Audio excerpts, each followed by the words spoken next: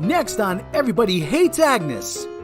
What's she been up to since she murdered her ex-boyfriend? She did the giggity with Captain Rios, who then dumps her crazy ass. Rejected. Agnes hits the bottle hard and then teams up with the Borg Queen and starts singing. I know what boys like, I know what guys want. I was working as a waitress in a cocktail bar. I guess the best way to heal a broken heart really is through song. Meanwhile, years of self-doubt and depression from a third-rate self-taught astronaut are erased by a 10-minute pep talk from Picard. We can't have that now, can we? Meanwhile, the Borg Queen and Agnes find friendship. I guess they really do need each other. Are you two gonna make out now? You won't believe your eyes, because it's too incredibly stupid to think anyone actually sat down and wrote this crap. Don't miss Everybody Hates Agnes. You know, I'm really surprised she hasn't puked yet.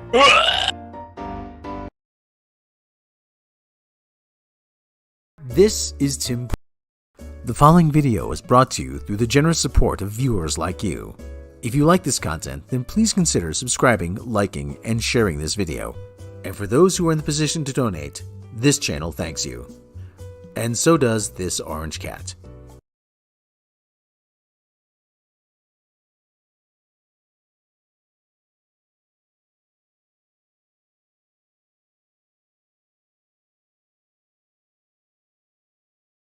Next on Everybody Hates... Not Agnes again. I thought I had another one in the background. I guess I don't. Shut up, me. Shut up, me. I thought I had like the other Picard one. I guess I don't on this one. Oh, and now it's like 1,000,000 degrees or my fever's breaking. So I'm sick. With any luck, it'll be the coof and I'll drop dead or something. I am Mecca. We watch Picard and Strange New Worlds. Here, get close to the mic so they can Yes, so I can get whatever you got. I am dying. Probably. Alright, here we go. We're doing shit. Rob's Tim Pool video. I should be in that. Rob's all like, oh, for fuck's sake, they're chicken. I'm like, I get it. Alright, I get it. I can get a cough drop. Okay, go ahead. Go ahead and do the thing. Alright. Where do we start? Help! I'm being victimized by my bag of cough drops. Picard. Season finale of Picard. Oh god, it's so stupid! I hated it, I hated it, I hated it, I hated it, I hated it, I hated it. It goes more or less right to the places you think it's gonna go. The Traveler! Wesley Crusher comes back as the fucking Traveler! He's a Time Lord. He's a Time Lord! He's responsible for Wesley Crusher's responsible for Gary Seven, for everything. Wesley Crusher is like part of the super galactic recruitment of Traveler, Time Cop, TARDIS pumpers. I don't know. And Rob's gonna be crunching, and I'm gonna be coughing because I'm sick.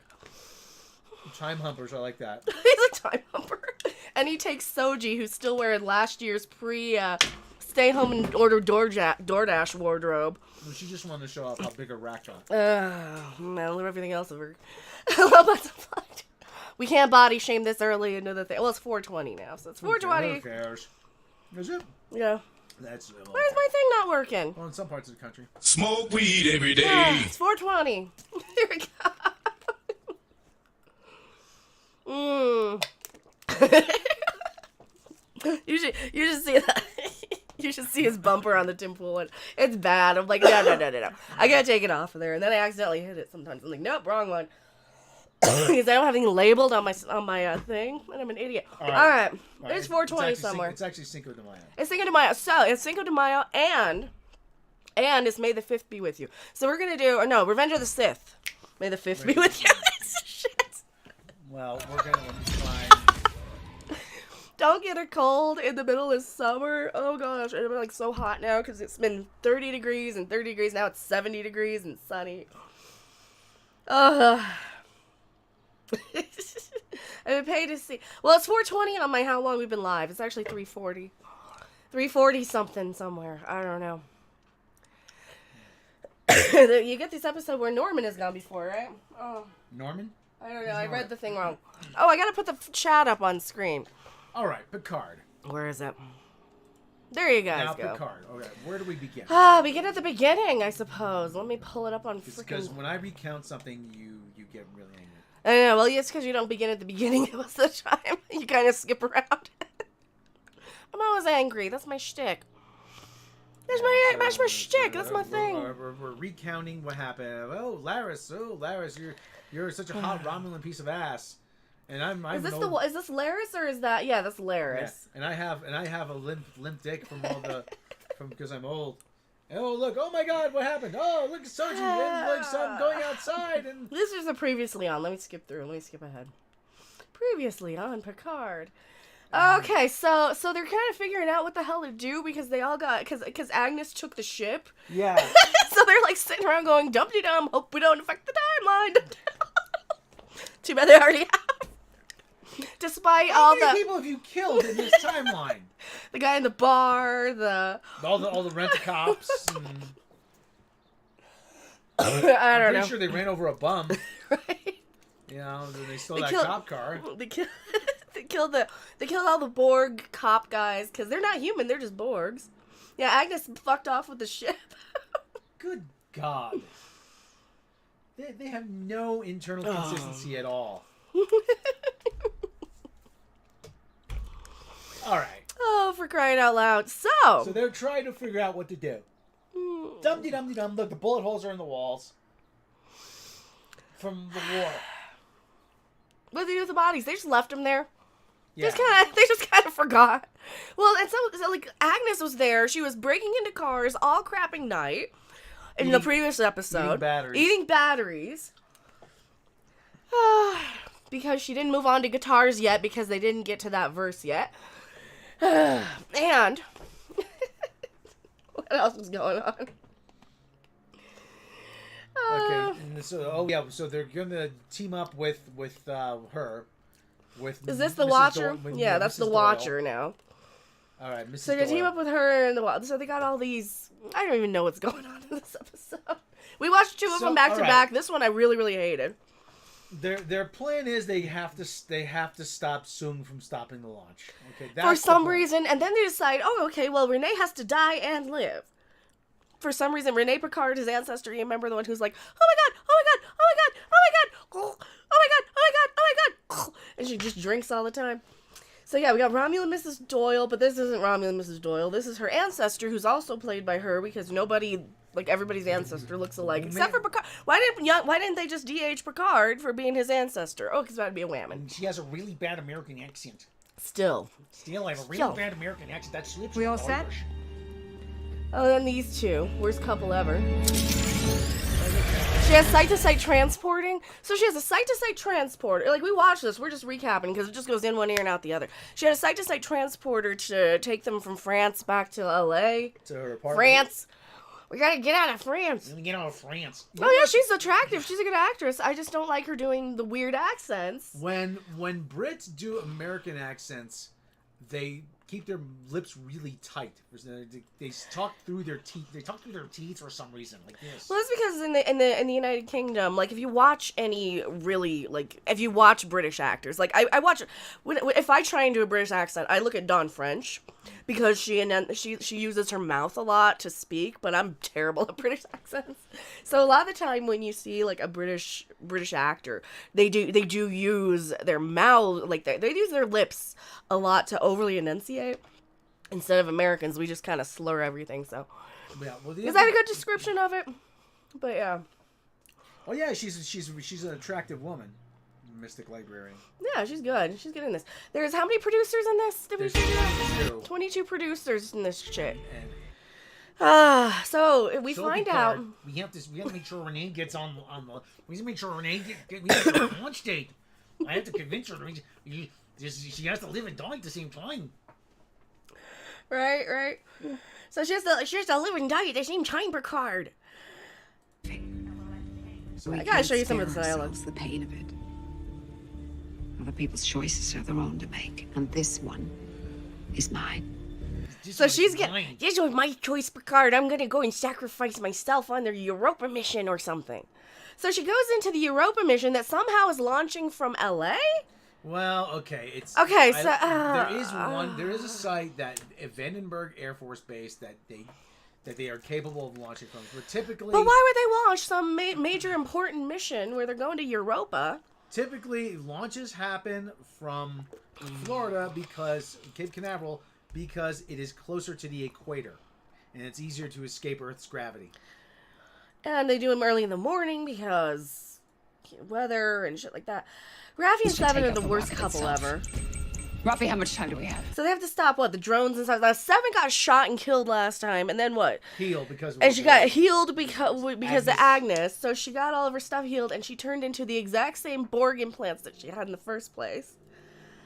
Why? I don't know, because it's just easier than creating new implants or something. I don't. So Mrs. Doyle comes in and sneaks into the Europa mission with no badge, nobody stopping her. Nobody's stopping her, no security. She goes in and she steals an outfit, and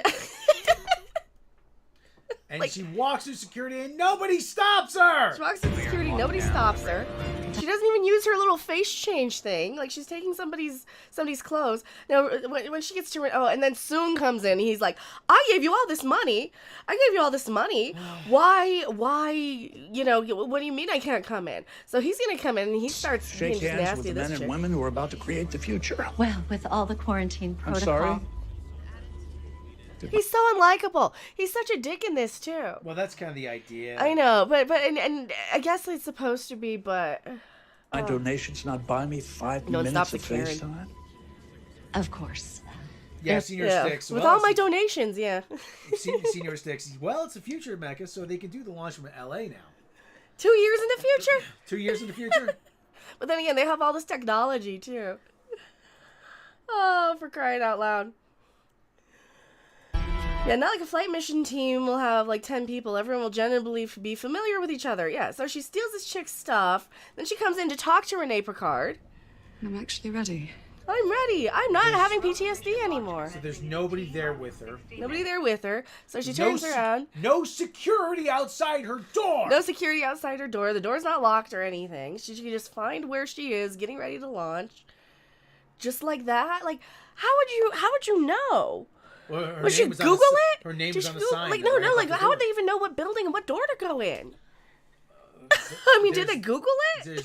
There's a severe gap in logic here. So she's like, who the hell are you? You're not on any of them. Yeah, who are you? Why are you wearing Maya's uniform? I'm wearing Maya's uniform because I have to help you. I have to help you, Picard. I have to help you and stop the future from not being wrong and happening. Oh, yeah. And we get one of the Bezos dick rockets. Here, the day, history. I never would have thought we'd make it. You didn't? What a terrible attitude. I guess. Soong. Yeah, he's just terrible. And I know he's supposed to be unlikable, but he's just... I don't even want to watch scenes with these people because they're just everybody's nasty, everybody's terrible. Somebody wants attention. Everybody's awful. Does the kitty want attention? Hello, Mr. Boy. Who's a good boy? Do you want to talk about Picard? Do you want to talk about Picard? He's like, no. He's like, no. I got distracted by the kitten, by the babies. All right, so you had to That's your mother's funeral. You put a small spaceship figurine in her casket. I was watching you since you were a child, and I watched your mom's funeral, and you put a little rocket in there, and that's how you know to trust me. And I gave you this little Romulan keychain. On Martha's Vineyard. I gave you a Romulan keychain. I gave this to you a long time ago. That time your little sailboat capsized off Martha's Vineyard. Like, seriously? And her eyes are visibly bloodshot because obviously they shot this scene after. Well, Rob noticed this. Rob notices her eyes are bloodshot, and then we'll get to it. We'll get to it. Rob said, "Oh, she's been drinking or something. She's drunk, or I would say she's smoking something. She might be on the little smoking something thing." Smoke.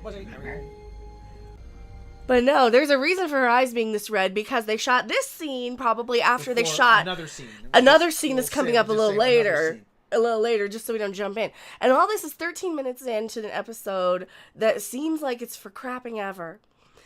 So she finally she convinces her, hey, let me do this thing. Trust me. You gotta trust me. I'm your guardian angel. You thought you had a guardian angel last time, and it's just me. I'm your guardian angel, blah, blah, blah. You gotta trust me. So, of course. But I'll need to hardly... And then of course it jumps back over to Raffi and Seven with the drones and crap. What is this scene? Oh, there's all the stupid drones. Shit, I've got full control. And then we got swearing in Star Trek again. So, Ms. Doyle gets Raffi to trust, or not Raffi. What's her name? Renee. Renee to trust her. Don't walk away, Renee. Just walk away, Renee.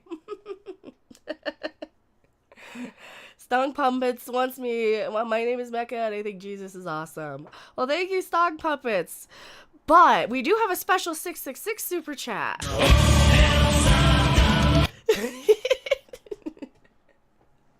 Hit the like button, like it owes you money. Okay, so then she's like, trust me. They cut away to this, and then Renee Picard, which we all know is really just Mrs. Doyle. Yeah, we saw this coming a mile away. We see this coming a mile away.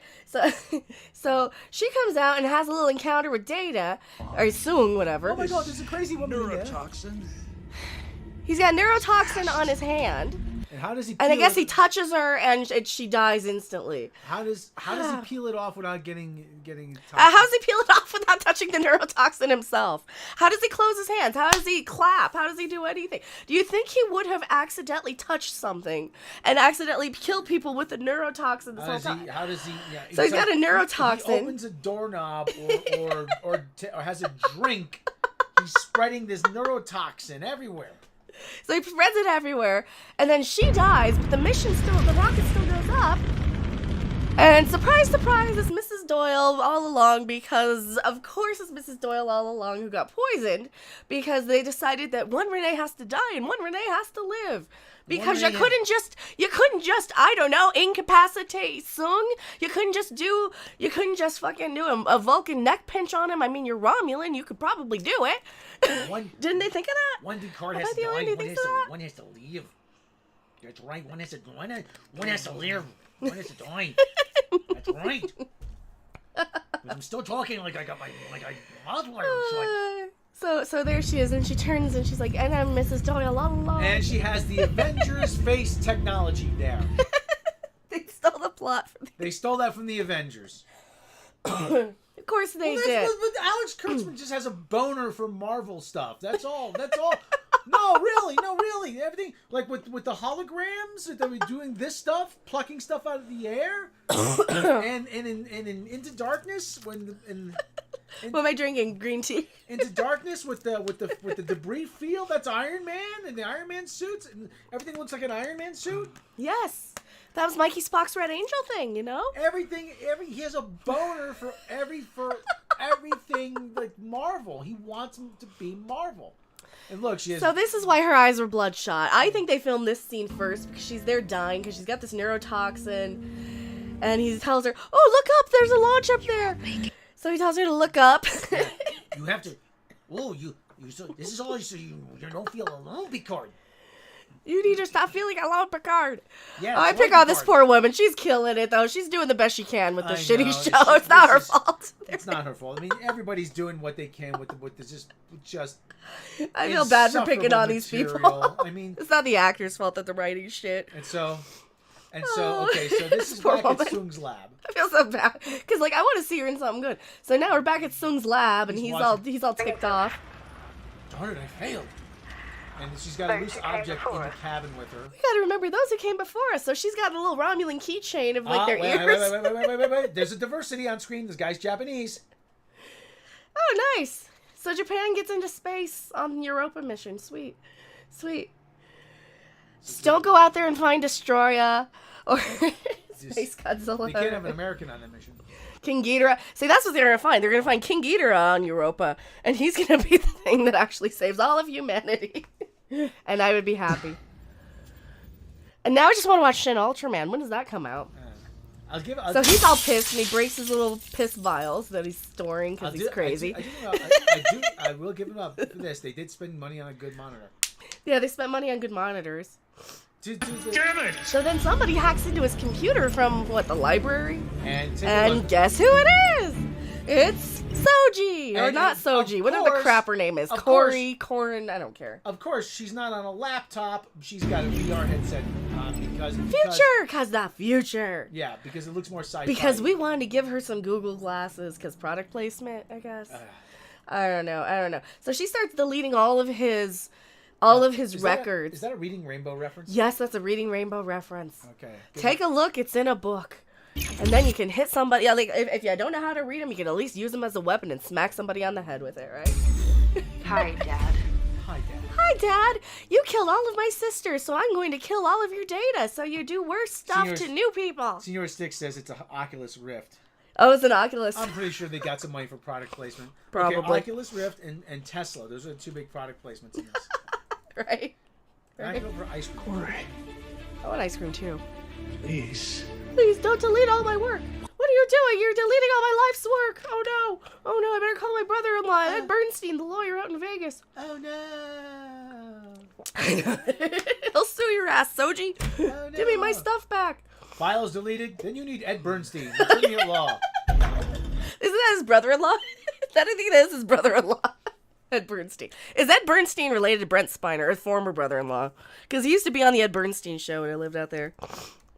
Bern, S-T-E-I-N, When Brent I was able to Spiner. go outside for the first time without immediately dying, I immediately went to the library. Relation. That's where you're gonna go. I know. Yes, Andrew Helm. She's deleting data. She's deleting Data's data from his computer. Yeah, nice monitors, nice curved monitors. He doesn't have any hard copies backed up. Yeah, he doesn't have any hard. Oh well, notes. he does have something. He does have one. Ooh, he does have something. Oh, he's gonna have one. He's like, well, all my research is gone. Let me go and turn to this other bit of research. Can you guess what it is in chat? I think you can. You're Star Trek fans. You guys are gonna know. And this is all right.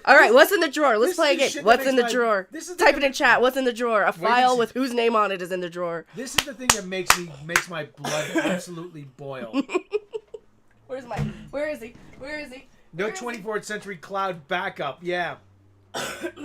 Corn. Steve Arts. Oh my. Lol. Everybody's guessing con. Everybody's guessing con. Let's see if you're right. Yeah, there's a bedpan. It's a bedpan. And it's a bedpan. drum roll. Drum roll, please. Do I have a drum roll? Oh, close. No. Oh, hell no! Oh, hell no! Oh, hell no! Oh, hell no! Project Con. Hell no! Oh, hell no! Oh, hell no. Project Con. AOC, Agent Orange Cat is fine. It's Con. It is Con. June 7th, 1996 is the day. Did we see that last time? No, I didn't see Oh, that. okay, let me see if I can show you. But it's 2024! June 7th, 1996. Project Con. But it's 2024! They're 30 years too late! Lady Con. Well, that's Lady Con now. That's the next show. That's Lon is Lady Con. So the eugenics wars are soon. I don't know. RSO Media. God, that's stupid. Isn't it? Shaka Khan. It's Shaka Khan. Dun dun dun. I don't have the dun dun dun here, do I? I don't. Corn. I don't have it, so we'll just use corn. something else. Wokey mom. Who's that? Con. Just details. The eugenics wars happened in the 90s. Khan was launched into space in 1999. Oh god, this is so dumb. So she's in the library deleting all. Hey, there's a new face, Cybergal. Hello, Cybergirl. Hello. Oh man. Andrew Helm, this is beyond stupid. Andrew Helm, right? Jamie House. The eugenics wars were in the 1990s. Yeah. Yep. Khan was absolute rule to 1996. Yes. So which universe is this set in then? We don't know. We don't know which They time. haven't said anything about the eugenics wars. No, and they seem to think that Guinan wouldn't remember Picard in the future of the past after meeting him in the past. Because timelines, I'm like, no, that's another dimension. That's not timelines. There's a difference between a time loop or, I mean, like Back to the Future 2. You have a visual representation of, you have a split in the timeline where it makes other stuff happen. This isn't it, because the split in the timeline was here. Whoopi Goldberg Guinan was way back here, palling around with Mark Twain. Seymour Clements. So she would have remembered. Oh, it's so it's stupid. New Trek. Who cares? We just like laughing at it. I know it's New Trek. Who cares? Yes, Khan and friends are asleep in space at this point. Yeah, they're up in asleep in space. Okay, and one of the dumbest. Ah, fuck me. Shut up, Wesley. So, Time Lord Wesley Crusher. Khan wasn't dumb enough. Khan wasn't dumb enough. No, there's a whole nother layer of dumb. Friends. Hi, I'm from outer space. I used to be called Wesley Crusher. I'm a Mary Ray Sue. Hello, Corey. Is it Corey? Corey. And like I said, the only reason why she's wearing that outfit is to show off her rack. I'm still convinced it's on her pre-pandemic wardrobe. And you are... That's a very long and very complicated story. I gotta see what Red Letter Media and Angry Joe say. Very long, very complicated story. Try me. I thought we went back to Starfleet. We don't. Soul Sea makes 0 sense. You're right, it doesn't. Wesley was recruited by that tall alien guy. Yeah, he was recruited by the Traveler. So now he's taking over as a Traveler. And all the Gary Sevens and all the Watchers and the Time Cops and the Daniel stuff. He's the recruiting agent for the Gary Sevens. Whomever those guys are. The Watcher. Whatever. The Gary Sevens. Whatever. Gary's 1 through 6. Honestly, I've got nothing pressing. Okay. A long time ago, I was known as Wesley Crusher. Say it with me. Say it with me. Shut up, Wesley. Shut up, Wesley. Shut up, Wesley. No. Now, I am a traveler of all of space and time. Are you a traveler of both time and space? The Gary people. He's a goddamn Time Lord now. Oh, angry Cyber Gal. Yeah, Angry Joe's his head is gonna explode. There you go, Wesley Crusher. This is so stupid. Wesley Crusher, do you need one of these so you can go fuck yourself? I'm not even kidding. This is the one that spins. This is the one that spins. It's curved for, G-spot stimulation. Oh, yeah, shoot us all. Where's Wesley's TARDIS? Yeah, where's his TARDIS? It comes in. No. Kidding, right? The last time I Yeah, you're kidding, right? That's the stupidest thing I've ever heard. told a joke, I inadvertently changed a century's worth of history. And he's still Will Wheaton. He's not even good at being Wesley Crusher anymore because he's been Will Wheaton for so long. He was tired of being told shut up, Wesley, and became a traveler, went to the Arrowverse and said it's the end of the world. I'm Supergirl because he lost his mind. Jamie House, Will Wheaton named is the next Doctor. His TARDIS is a fleshlight. Rudy Monster. That's because the scene Nemesis right. So I work really hard to not be misunderstood. It's not canon. She should be fired out of a lot. She'd be fired out of the No canon. idea. So yeah, he basically recruits her into the Travelers. We don't need to watch this whole scene. Come with me, be a traveler. Beam out. And they beam out in broad daylight. Is lost. A new species thrives, but a civilization collapses. Knowing when to step in, that's the tricky part. Don't! It's not up to you. It's not up to you. So he's a Time Lord now.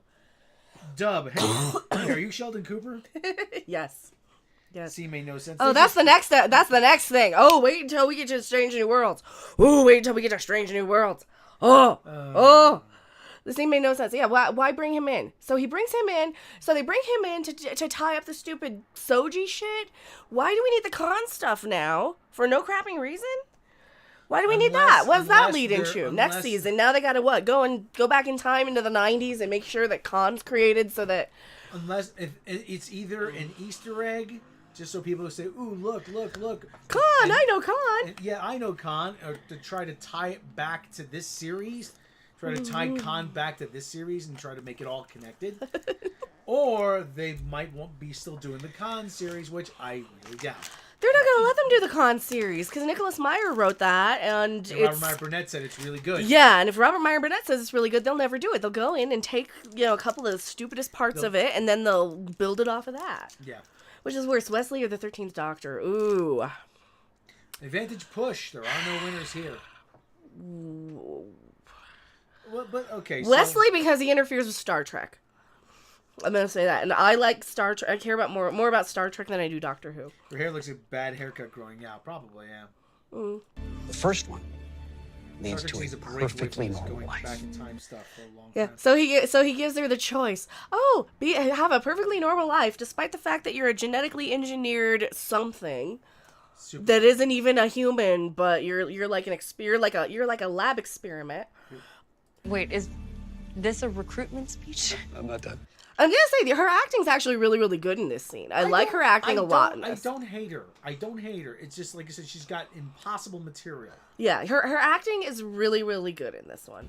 In this scene. That path leads to everything. Why her? else. Who knows? Yeah, why her? Well, probably because she's a blank slate. She has no ties to anything.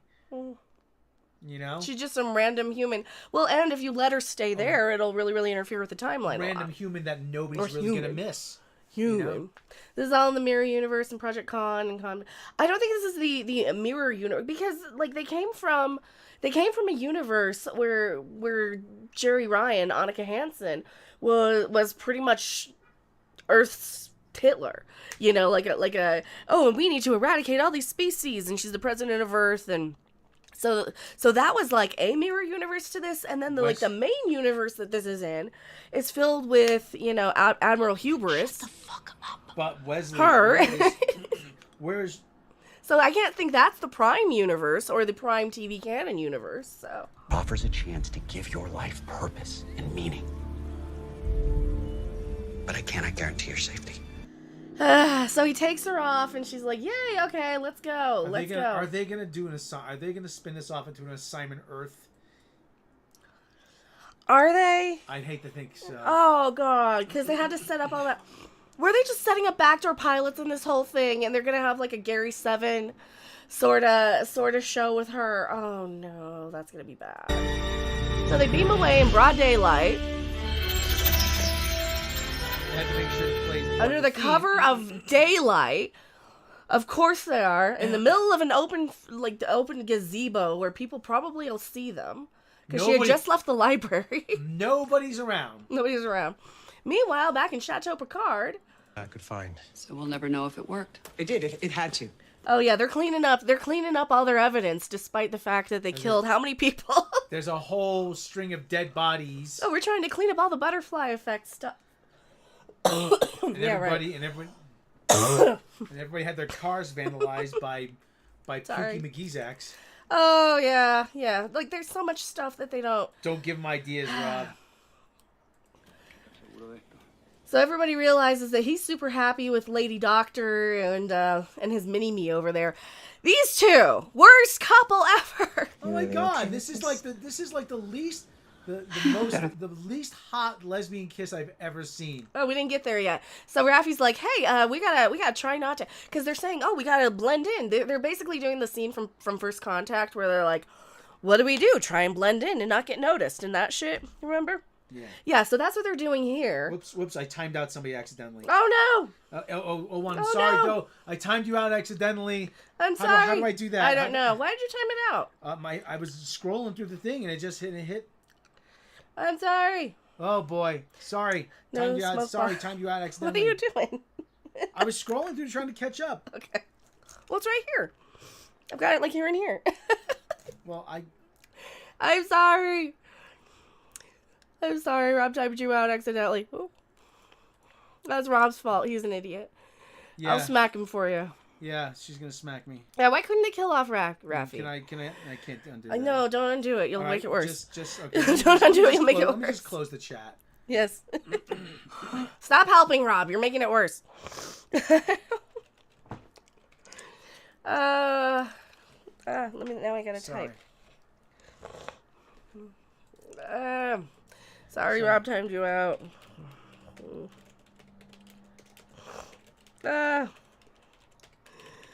So, get ready for it. So, Raffi's like, oh, yeah, we don't have to stick around on Earth. We don't have to stick around, or I don't need to stick around on Earth and all this stuff.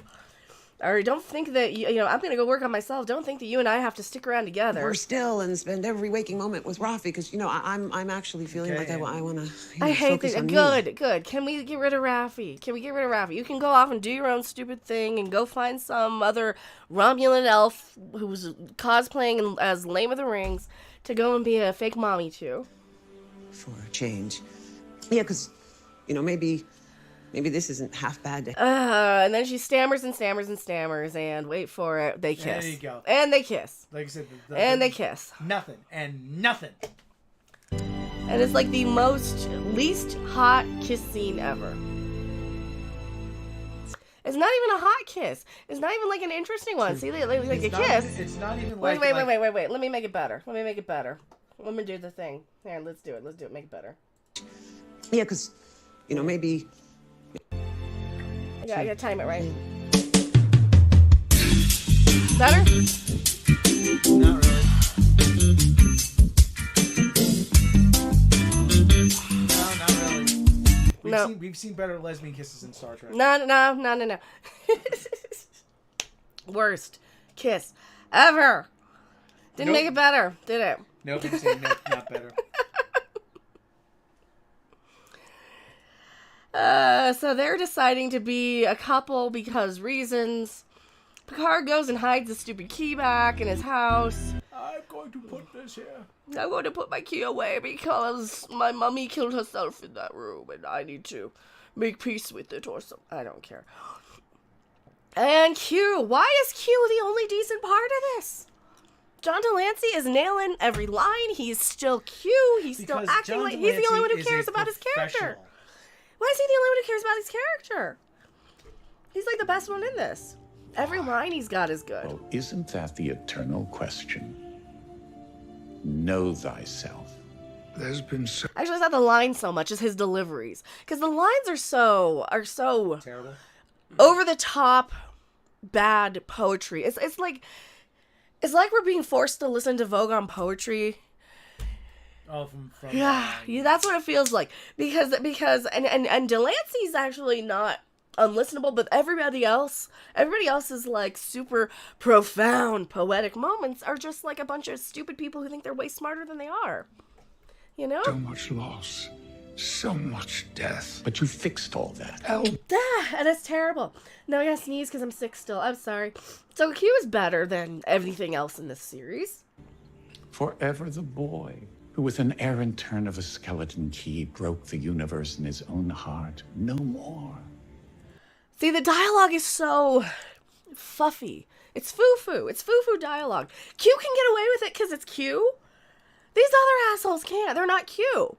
Anytime you hear this poetic attempt at anything, like Q has the eloquence to pull it off, I think.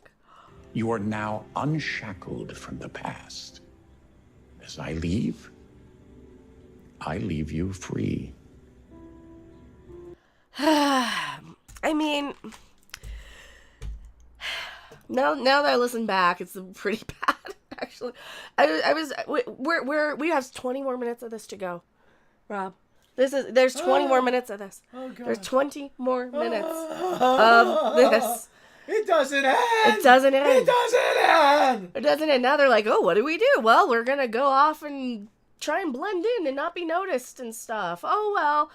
But then Q is like, hey, I'm going to give you guys one little last gift. Oh, but Raffi's going to go kill Q. She doesn't like him. Not to kill him until I find out what he wants. Try is right. Yeah, because Q is dying or something.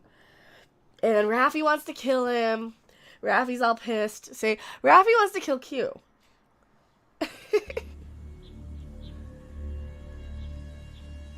Dax had a better kiss than the DS9. So did Well, Kira. as you like. Now, are we all ready to go home? Bags packed? Yeah. Guess what? Guess who's staying? Guess who's staying? Guess who's staying to be his own grandfather? Oh, now you're worried about changing history, Mr. I'm my own grandfather? Well, screw history. Screw the timeline. Nobody cares. Hey, 001 is back. Yay. Sorry I'm about so that. sorry he tired you out. Rob's a jerk. Rob doesn't know how to use the internet. I can't internet well. He's a boomer. It's okay. So guess what? This guy decides to stay back. Timeline. I never fit, you know. But the timeline. Nothing's. But the timeline. Maybe I'm supposed to be here. Maybe. I like real whiskey and cigars and that cause cancer and. Yeah, I'm gonna stay here anyway. To hell with the timeline. And I want to eat a hot dog. And I want to go to a Dodger game. And I want to watch Rick and Morty. I don't, because they'll just inspire Trek and Morty, and I don't like Trek and Morty. It's like F the timeline, literally. So Q is like the only interesting part. Like Q's the only part of this I can actually sit there and look at, because I'm like, oh, I want to hear what he has to say. You gotta get these idiots out of the way, for season 3 to ruin the rest of the next gen crew. Oh, for crying out loud! What are they gonna do with the next gen? Is Wesley gonna be? No, I don't think he's coming back. He's not coming back next season because they solved him with the Traveler stuff.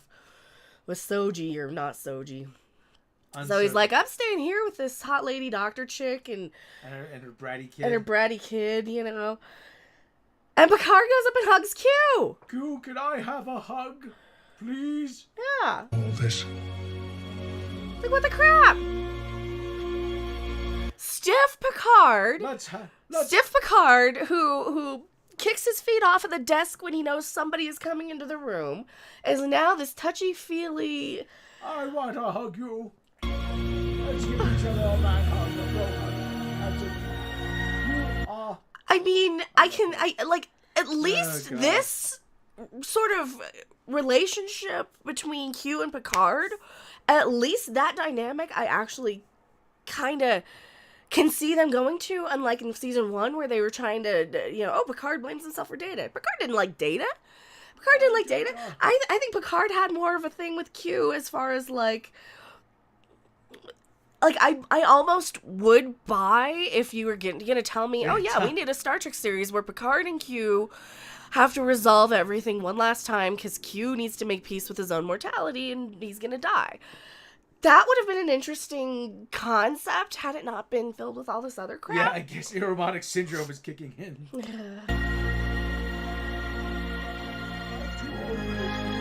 And then, of course, they got their music. Q, one last time, I want a gay relationship. And I want it to be with you. Yeah. Is there a reason why they call you Q? But again, yeah. Question, how does Rios know someone that can create a bunch of identification documents for him to stay there, given that he was almost deported?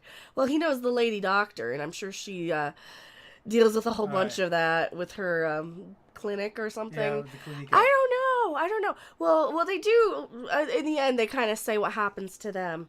So we'll get to that when we get there. Then Q snaps them all back up to the beginning episode. So there's actually something. And Van has a good question. Why is Q dying? We don't know. He just is. Old age, I guess. He's not as immortal as they thought. So he puts him back on the ship. Thanks, Robert. The ship will die. So we have the chocolate commercial. Yeah, we have the chocolate commercial song, the French song. That's a very old French folk song. Yeah, and Picard flashbacks his money. And he's like, wait a minute, this is Agnes all along. I want to Shazam that song. This is Agnes all along. Hold on, let me see. We'll do it after. Yeah, don't stop the stream. Okay, well, I can do so that. This is Agnes all along, and we kind of figured he's either his mother or Agnes or something. And so he's like, yay, she's playing, wait a minute, cease fire. She's playing something that I recognize because she needs a friend. You shouldn't be shooting you shouldn't be shooting on the bridge anyway. They shouldn't be. You morons. Yeah, they should. Yeah, they should. It should ricochet and kill them all. That's what it should do. It should. They should. Yeah, so no Renee Picard. Oh, Renee Picard's off on the Europa mission. She's off doing her thing. The Borg Queen needs to take the ships and get Picard to trust her. Is that what happened? Yeah. I believe that she has had 400 years to consider them. Yeah, that's Agnes. She knows what's going on. So let's trust her and let her take control of the whole fleet. Because it's a kinder, gentler Borg now. Because it's a kinder, gentler Borg now. And look who it is. Pinhead. She's a Cenobite now. She doesn't want to be a Pinhead no more. She's a Cenobite. Girardi?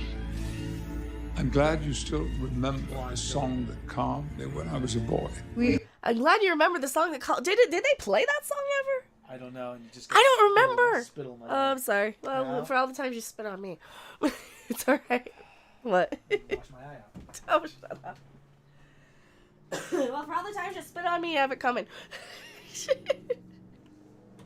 It's the fluffier bunny Borg, isn't it? I believe you mean us no harm. And that... Oh, I know you're not going to hurt us, even though you just tapped into our ships and tentacle monstered them. In part. But if we don't act, many will die. This here. This now. So she's trying to save everybody because there's like a giant... they say, it's a galactic event. It's like, what, a wormhole or something? Is that this episode or is that the next episode? It's some sort of galactic event. Oh yeah, so this is like this is like a wormhole thing. This is like a wormhole that she decided or discovered is going to wipe out everything. It's an order. Unless. Show me what you see. Q's dead after transferring him back, right? Yes. Yeah, Q transports him back. I think Q dies or something. So yeah, it's like a wormhole. It's like a giant wormhole black hole looking thing. Massive amount of energy. Enough to destroy most of this sector. Good at this point. Kill them all. Kill them all. Let the gods sort them out. Why not? For me, you needed someone with authority you could trust. You needed somebody with authority you could trust. Need some authority. Well, why didn't you just send all these coordinates and all of her calculations and all that stuff to Starfleet headquarters or something, knowing where they are, and just transmit it and say, hey, there's a bad thing coming. You need me to help you fix this. Does that make sense? Yeah, because they need this huge convoluted plot. You. Stargazer, what is your status? We needed a friend. Ah, the Borg needs friends. Saving the galaxy through the power of friendship. And diversity. The Borg need friends. The Borg need friends now to save humans and peoples and things. We are in active negotiations with the still Borg. 15 Otherwise, they're going minutes to to go blow us out here. of the sky. 7 saying we're in active negotiations. Yeah, and there's still 10 minutes to go. Oh yeah, he gives her a command. He's like, you, 7, you have the most. You have the most. Didn't she get thrown, like, didn't they say that she wasn't allowed to join Starfleet despite the fact that Echeb's joined Starfleet? Despite the fact that Echeb was in Starfleet and then she had to kill him because remember this, because I remember this, because I had to sit through this.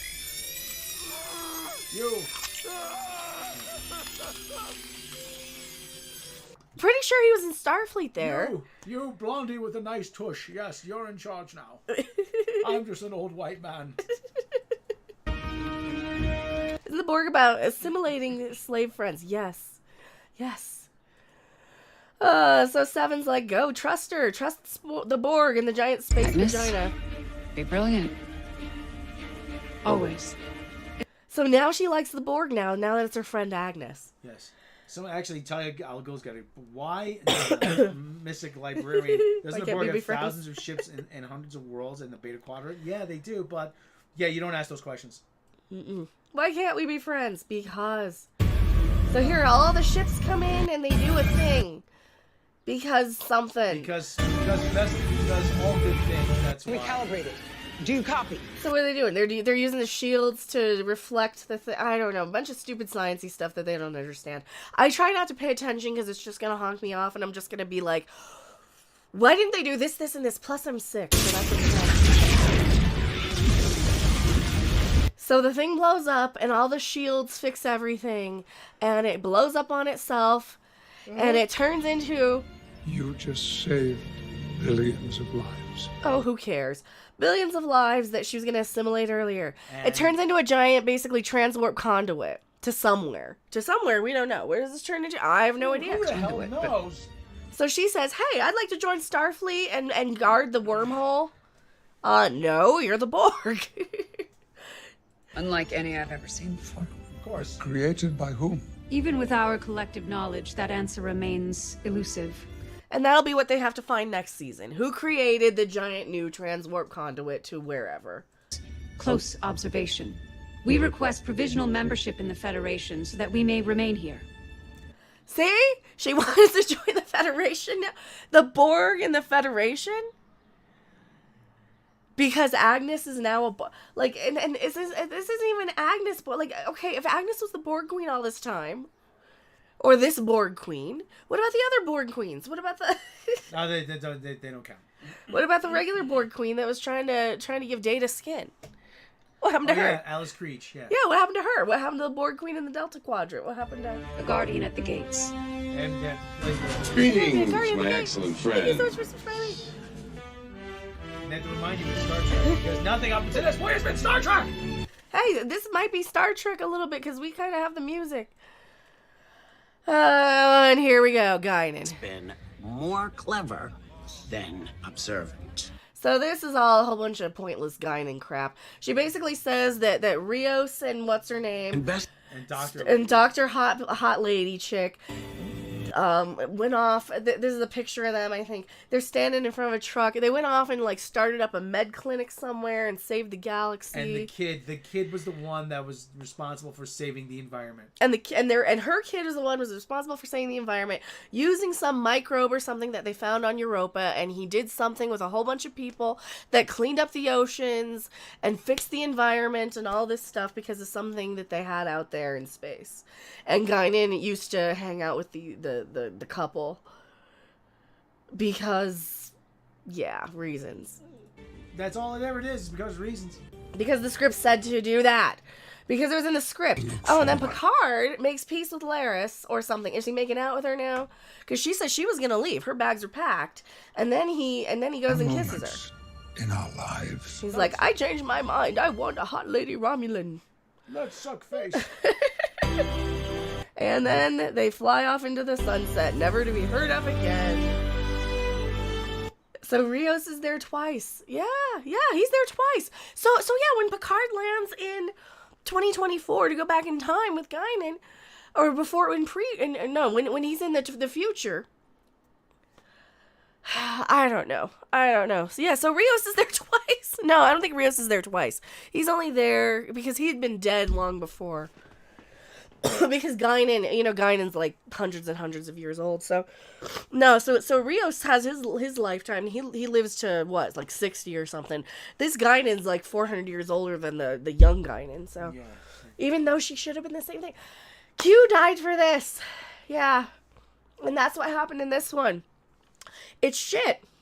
It's shit and it's stupid. And John Delancey's the only reason to even just look up the John Delancey scenes if you want to watch Q being Q, kind of. But don't watch this. This is awful. This is terrible. This is terrible. Where's my Kleenex? It makes no sense. It meanders. It's like I said, it's like they had a bunch of script ideas, and they just didn't want to tell anyone their script idea was bad. So they just, okay, we'll use everything, and they flung them up in the air and they put it together. So nothing connects. Like, they're trying to set up all this stuff probably for the next season, which is all going to be... I watched this morning and it ruined my whole damn day, right? It's like, this isn't a show that you watch if you want good Star Trek.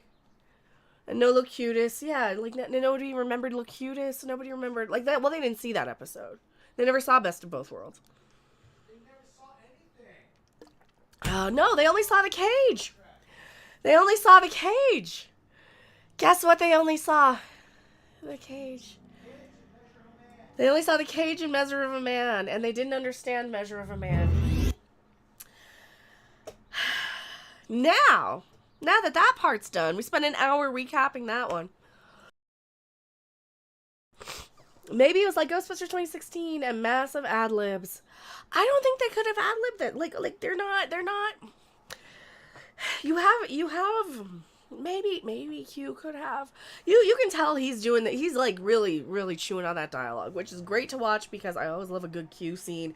And for him to say something like super grandiose and over the top, that's not out of character for Q. See, at least when Q says those lines, it's not super duper out of character.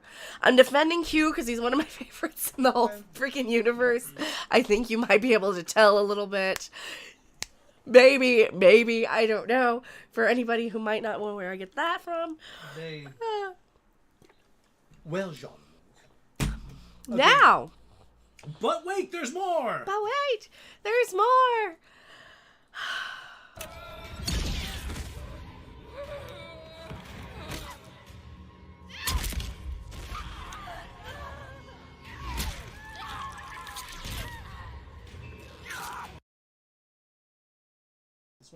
I'm gonna turn on the fan. It is so warm in here. I don't know if my fever's breaking or what, but it feels like it. Yeah, that's fine. That's fine. That's good. Okay, now down where it was. There. You're tapping out. Oh, we got more. We got a next one. Sorry, I'm still sick doing these, but... Star Trek Strange New Worlds. Strange New Worlds. Oh, now on to Strange New Worlds. It's... I will say... Color. It's colorful. Oh, yeah, it's colorful. Okay, it's colorful. This is their big star. This is Alex Kurtzman's Star Trek logo. He has his Mary Lamont Dark Universe. He's got a Star Trek. Yeah, this is the Alex Kurtzman Again, Star Trek an intro. universe. He wants it to be Marvel. Oh, for crying out loud. We don't need to see the whole thing. We already saw my reaction to it. So... Squarely in the impossible. We start with this voiceover from this alien species here. And we find that they see a ship in orbit. Or something. And there is a starship. It's a Federation starship. There's the... Which starship was that? That's the one. That's... Oh, God. Well, they don't say which name it is. I thought I heard the name. Oh, the Archer. Oh, yeah, it's the Archer. So that's the Archer. Strange Nude Worlds. Yeah. Well, it's Rebecca Romaine, so we were kind of hoping, but... Yeah. Q can't die, he's omnipotent. That's what we thought. That's what omnipotent meant, right? Oh, and he's like, no, I guess I didn't. Solomon class. So here's the Archer. And then we find out, we get this whole setup of these, they're like, oh, we see aliens. What the crap's going on here? Squarely in the impossible. And this is kind of actually interesting. First contact is just a dream. So they're talking about, hey, there's aliens up there. We're going to make contact with them. So these people see the ship in orbit, right? Then we go back to now Captain Pike is in Montana. Somewhere. Universe grows smaller every day. Bear Creek, Montana. He's watching the day of the year stood still. We're probably gonna get copyright claim for that. Hello, naked chick in bed with him. Hello, naked chick in bed with him. So this starts off. He's making breakfast for this other captain from what ship is she on? I can't remember. Do you remember what ship she was on? He's got the beard here. Mr. Bohannon. I can't do the accent. See, why can't we have Chris Heyerdahl in this to be like a nemesis? We need to set up Chris Heyerdahl in this as like some alien, like how Shran and Archer were. So much. Can you guys get on that and get Chris Heyerdahl in here as like a counter to this if you're going to continue this? If you're going to do another season of this, can we please do that? Because, dear God, Chris Heyerdahl against Anson Mount are some damn TV magic, and it came over from Hell on Wheels, and he's yes. Can we do this? Can we do this if we're gonna be doing this route? Captain April in the chat says so much for Mojave. I'm like, yeah, that's right. They had terraformed the Mojave Desert in the cage. So, oh well. Well, it's a cool shot though. That's again the snow. Well, they did that so he could be riding a horse in the snow. So he makes her breakfast. We find out that they're calling him on his little communicator. She's like, "You gonna answer your phone? It's not a phone, lady. You ever gonna answer? It's not a phone. It's not a phone." Well, she says phone. No, your phone's ringing. Did we miss the phone's ringing part? I think we missed the phone's ringing. She calls it a phone. She literally calls it a phone. So he's making her breakfast in Montana. Actually, we can turn that off now. No, I'm cold. I mean, season 2 will be putting all the original series crew on the Enterprise. Yep. No, Kirk's showing up. McCoy, Scotty, Sulu, and Chekhov. Yep. Well, because we know where he's going with this. Because that was always a big concern. Like, where's Captain Pike going? We know he ends up in the chair. We know he ends up irradiated. So she's like, you can answer your phone. Your phone's ringing. Your phone's ringing. But we can also talk. So basically they want him to go back to command of the Enterprise. He doesn't know if he wants to. She's got to go back to her little ship, wherever the hell she's going to, even though, well, we don't know. We don't know where she's going to. So we get this snowy shot of all this crap. Wind turbines. Look, I'm sympathetic. He's in love with his horse. And I'm in love with the horse. And he's in love with his horse. Was it with the captains making breakfast in cabins? I don't know. It's... Where's Captain Douche Nozzle? There's this whole idea of, oh, they want to get back to the simple. Okay, but in the 23rd century, what would that really mean? I don't know. Did I skip past it? Yeah, I think I skipped past it. All due respect, Admiral, what the hell do you want? Okay, so... okay. The Admiral lands. Now, but okay, they did Give me 1 race second. swap... They did race swap Robert April, so we think. But, no, this is the first transracial captain or admiral. But I will say this guy is really good. I like this guy. It's the first transracial admiral This because they guy's- realize that nobody's oppressed in the future. I mean, if they had a bunch of guys and they said, "Who?" We'll say to the mic and start yelling across the room. If they had a bunch of people, a bunch of actors come in, and they said, "Okay, we have to cast for a Robert April," they never say his last name. He just calls him Bob. Could be anybody. So, okay, we have to do the casting. Well, we know it's Captain April. Yeah, well, just okay, we have to cast Robert April. Let's do a bunch of guys, and this guy happened. Hey, you know what? This guy's really good. Let's get him. I have a first contact scenario that may have gone bad. Sorry to hear that. It's not my problem. So, because Hell on Wheels, we gotta see Mr. Bohannon with the horse. Can we just watch Hell on Wheels? I mean, it's got Cole Meany in it. It's kind of like Star Trek. Transracial, that means woke. Like I said, yeah, it's transracial, but like I said, this actor guy is really good. I like him. Officer in command is someone I trust. You're not hearing me, Bob. We both agreed that I'd have until Enterprise left space dock before... So they're trying to rush the Enterprise out of space dock. Captain April says, "I am not a big bald black guy." Deciding but then we lost contact with her ship. I'm not sure what this has to do with... Here's her last transmission. We haven't heard from her since. Yeah, by the way, you want to go on this mission because that's your first officer lady.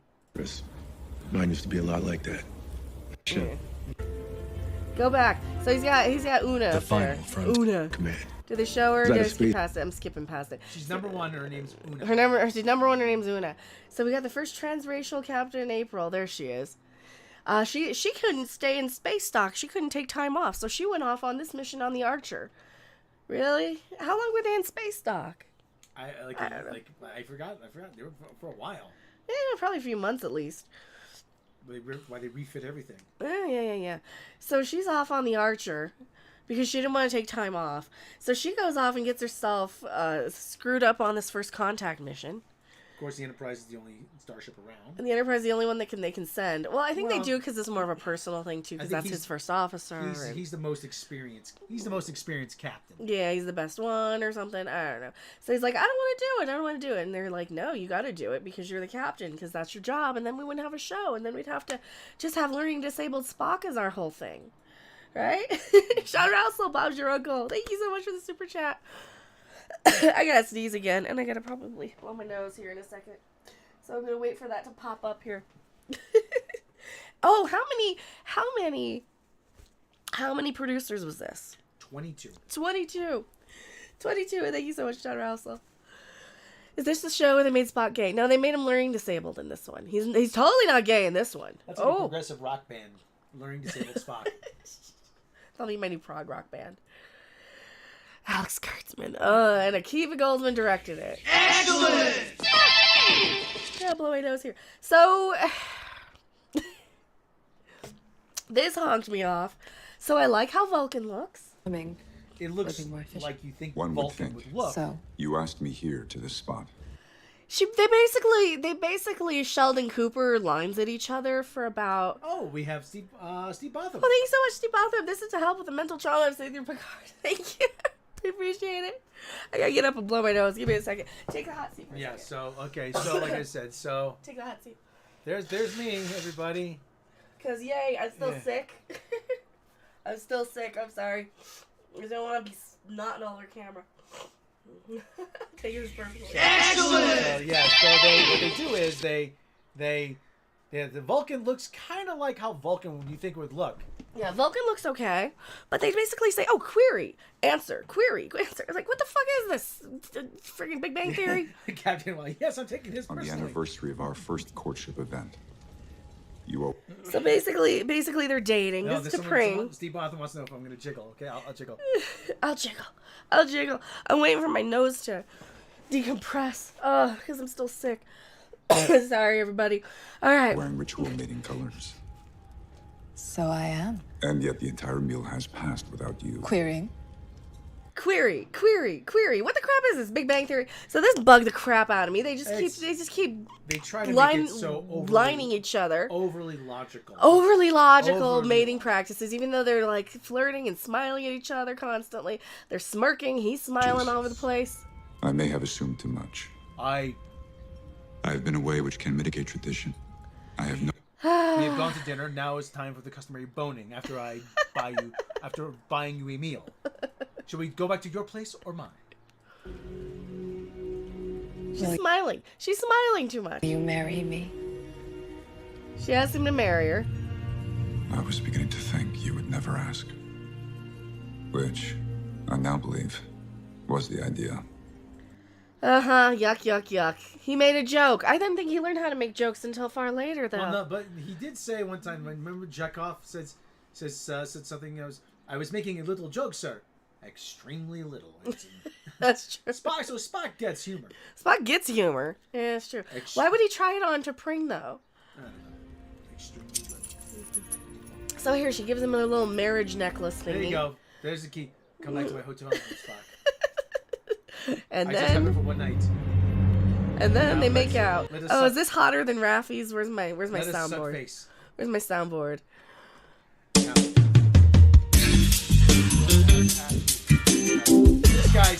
This guy's saying, I'm sorry, but your meal is over, but we need the table. Yeah, do that somewhere else. Get out of here. Get a room, Get a room. Somewhere else. Take it somewhere else. Gladly. Yes, we should. That's most logical. Yes. It would be the most logical end conclusion to the evening, wouldn't you say?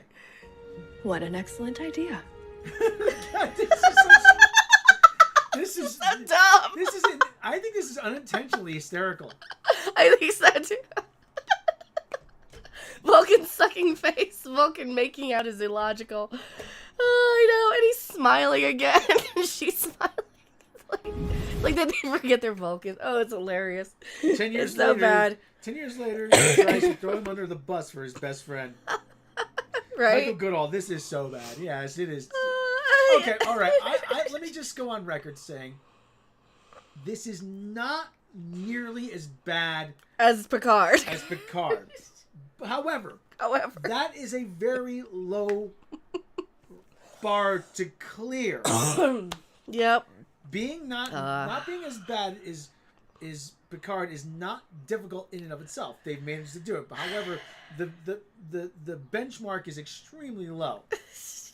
It is not as contemptible as Discovery. And I don't even take Lower Decks seriously. It's not even Star Trek to me. But oh yeah, Lower Decks is just a stupid cartoon. The whole thing is, listen, hey, this comes across. Should we save it to the end of our assessment, or should we just say? Can I say it now? Go ahead. This show comes across as a less engaging, less competent version of the Orville. Less competent, and much less interesting version of the Orville. That guy was right. It's trying to be the Orville, and it is not doing it well. The reason why we like the Orville is because it's not in Star Trek universe. It can be a little. It can be its own thing, but it still does the series storytelling. Trying to do the Orville set in the Star Trek universe it defeats the entire purpose. And like I said, there are aspects of this that are kind of interesting, but it's just wrapped in a veneer of awfulness. Okay, we may continue. Dear. So they get a room. Now we will commence the voting. They get a room. Perhaps you need to show me. There's something to show me, like your vajayjay. She's smiling too. Okay, so is this 7 years before the next time he's in Ponfar? Ponfar? It's 10 years before. So. But seven. So this 7 years. Okay, well, 13. Wait a minute. He served with Pike. Let's 13 years ago. 13 years earlier. Okay. On the Enterprise. Yeah. Okay. So that would mean Kirk takes. I don't know the numbers of the years, but Well, we see the year here. We see the year in the beginning. So season 2. So that would be maybe 12 years before. Maybe. Because the Amok Time was what? The first episode of the second season. You'd be more successful in turning the Orville into an actual Star Trek show. Yes, you would. Yeah, probably. Oh yes. Now I'm going to see now. Here's do Vulcans? Now do Vulcans even? Do they even? Like seriously? Let us commence the Vulcans. It works. It does. Oh, he got an interruption. He's got a phone call. He's gonna take his phone call. I do believe I've been afflicted by coitus interruptus. So he's gonna take a phone call. Yes, I don't think they know what fanfare is. I have unexpectedly gone flaccid. Please forgive Spock me. blocked. I've been Spock blocked. The two will complement each other. That's good. I like that. Why? I remain skeptical. I remain skeptical. Oh, he's getting a phone call now. Your oral cavity is still functioning. Is it not, Spock? He's in good shape too. I'll give him that. So she's not happy. So he's getting a phone call. He's gonna get up. I was really looking forward to the bonings. And now you have this man. Mood Killer. Huh? And here comes Captain Mood Killer. Pafar is not Vulcan puberty. Amok Time was Spock's first time going. Yeah, he says, "Are you naked? Are you naked?" No, Captain. No, Chris, he's not. He was Santa about to Pike. be. It's a special night. He's about to be. It's a special night. He was about to be. No, he's not naked yet. He's just going to be soon. She should be full Vulcan. I think she is full Vulcan. Yes. Is everything all right, Captain? We're going back out. So they gotta go back out. So basically, then wait till she mansplains him. Wait till she mansplains him. April's sending us to find her. I will meet you on board, Captain. Now it's April. Yeah, it is April. I told you it was April. Quit it. Pring will understand. Back out. T'Pring will understand. So she'll understand. Wait till she hears what she said. What you say she's gonna say. Back out. Hold up, Spock. Now hold up, Spock. You don't tell me what to do, and right here is why I start to have feelings for your best friend, because you just told me what I'm supposed to be okay with, and don't you tell me what I'm supposed to be okay with. Nag, nag, nag, nag, nag. That should have been a query. Yep. That's a Vulcan. Very well, Spock. I'm off to start my own snack food company. I'm going to call it to Pringles. To Pringles. Whether or not I would understand. You don't speak for me. I speak for me. I wear the pants of this family. I ask you to marry me. So much for the Admiral Bob wiggle room. Yeah. Honestly, I didn't catch that. No, I did. Well, we knew it was in articles. Yeah, I know. Don't make a habit of it. I won't chase you across the galaxy just to get married. Yeah. If you go off there, I'm going to go and bang somebody else. And you're going to lose my entire potato chip fortune. To pork his head. Are they going to do another unsexy kissing now? There is no need to chase what we already have to bring. There's no need to chase it. Yeah, because we all know where it's gonna end up. You're gonna go and have me fight to the death from the other guy and whatever. Are they gonna make out again? No, they don't even. So here we get like a nice long. So this is Lady Khan's backstory that you see. What does it say? First contact species reported. Species unconfirmed. Gorn. Experience. This is Lon Noonien Singh's her thing. Lady Khan. So, experience. The description. So she had trauma. You can't really read all of this. Nope. But she had trauma. Well, we'll get into that. She had her little trauma with the Gorn. Yep, she did. Yep. She had her trauma with the Gorn, and she's the only survivor because she's the bestest ever. Everybody has a trauma. So yeah, her family were all captured and dissected by the Gorn and fed on while alive and all this other shit.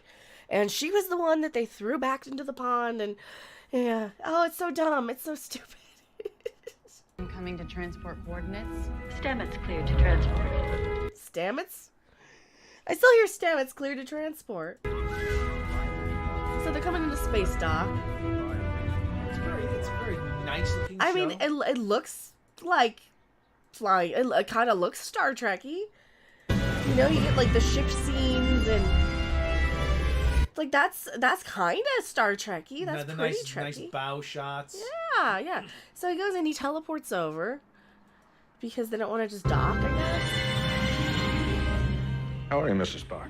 Systems are all nominal, but as you know, no simulations were run. Thank you, Chief Huh. Kyle. The main AI has been upgraded. So this is our new Kyle. This is our new security chief, Kyle. What? Well, yeah, What'd you because poke me? obviously Kyle's a very popular name in the Korean community. Mm-hmm. The Absolutely. Charger. Absolutely. Personal rotation was in process. So they swapped out Kyle apparently, but then again, I mean nobody remembered him anyway, so who cares? The weight I carry for the loss of my sister feels heavy. The loss of my sister. The loss of my sister. 3 months, 10 days, 4 hours, 5 minutes actually. I asked how you were, Spock. Yeah. So he's still complaining about losing Mikey Spock, despite the fact that everybody was ordered not to talk about She's it. the greatest officer in the history of Starfleet. She was the bestest thing ever. I am well, Captain. Although I confess, each time I return to space, the weight I carry for the loss of my sister feels heavier. Yes, But he completely forgot about that. We just can't go on without Mikey Spock. It's so great. I miss you so much. Okay.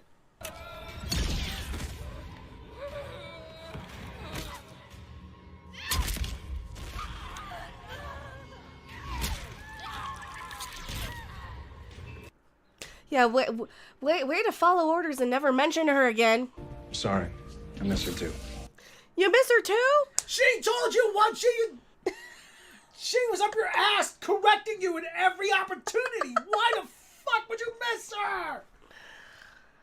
She's an officer that you spent a year with on a ship that wasn't even your ship.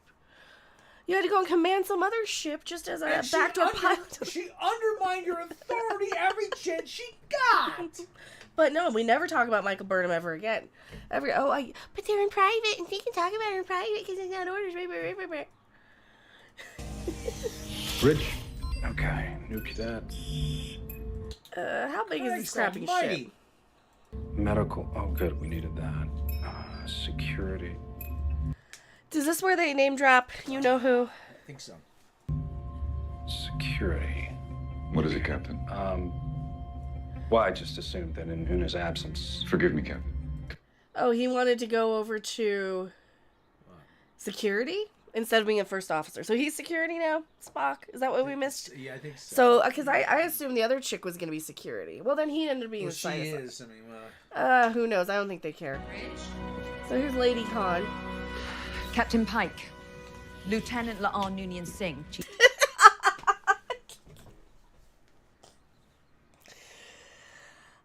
You think Captain Kirk would I don't know, maybe read through the ship's history or some personnel? Spock, or... didn't you serve with Noonien Singh on board the Enterprise before I took command? I mean, they always pull out that shit out of, like, I read the report stuff, so wouldn't they have read the report? Yeah. They always love pulling out I read the report on some mission from some ship I was not on. Lieutenant Uhura, send me the crew manifest for the Enterprise under Captain Pike. Noonien Singh! Spock, new server Noonien Singh? Why did you not tell me this? I don't recall, Captain.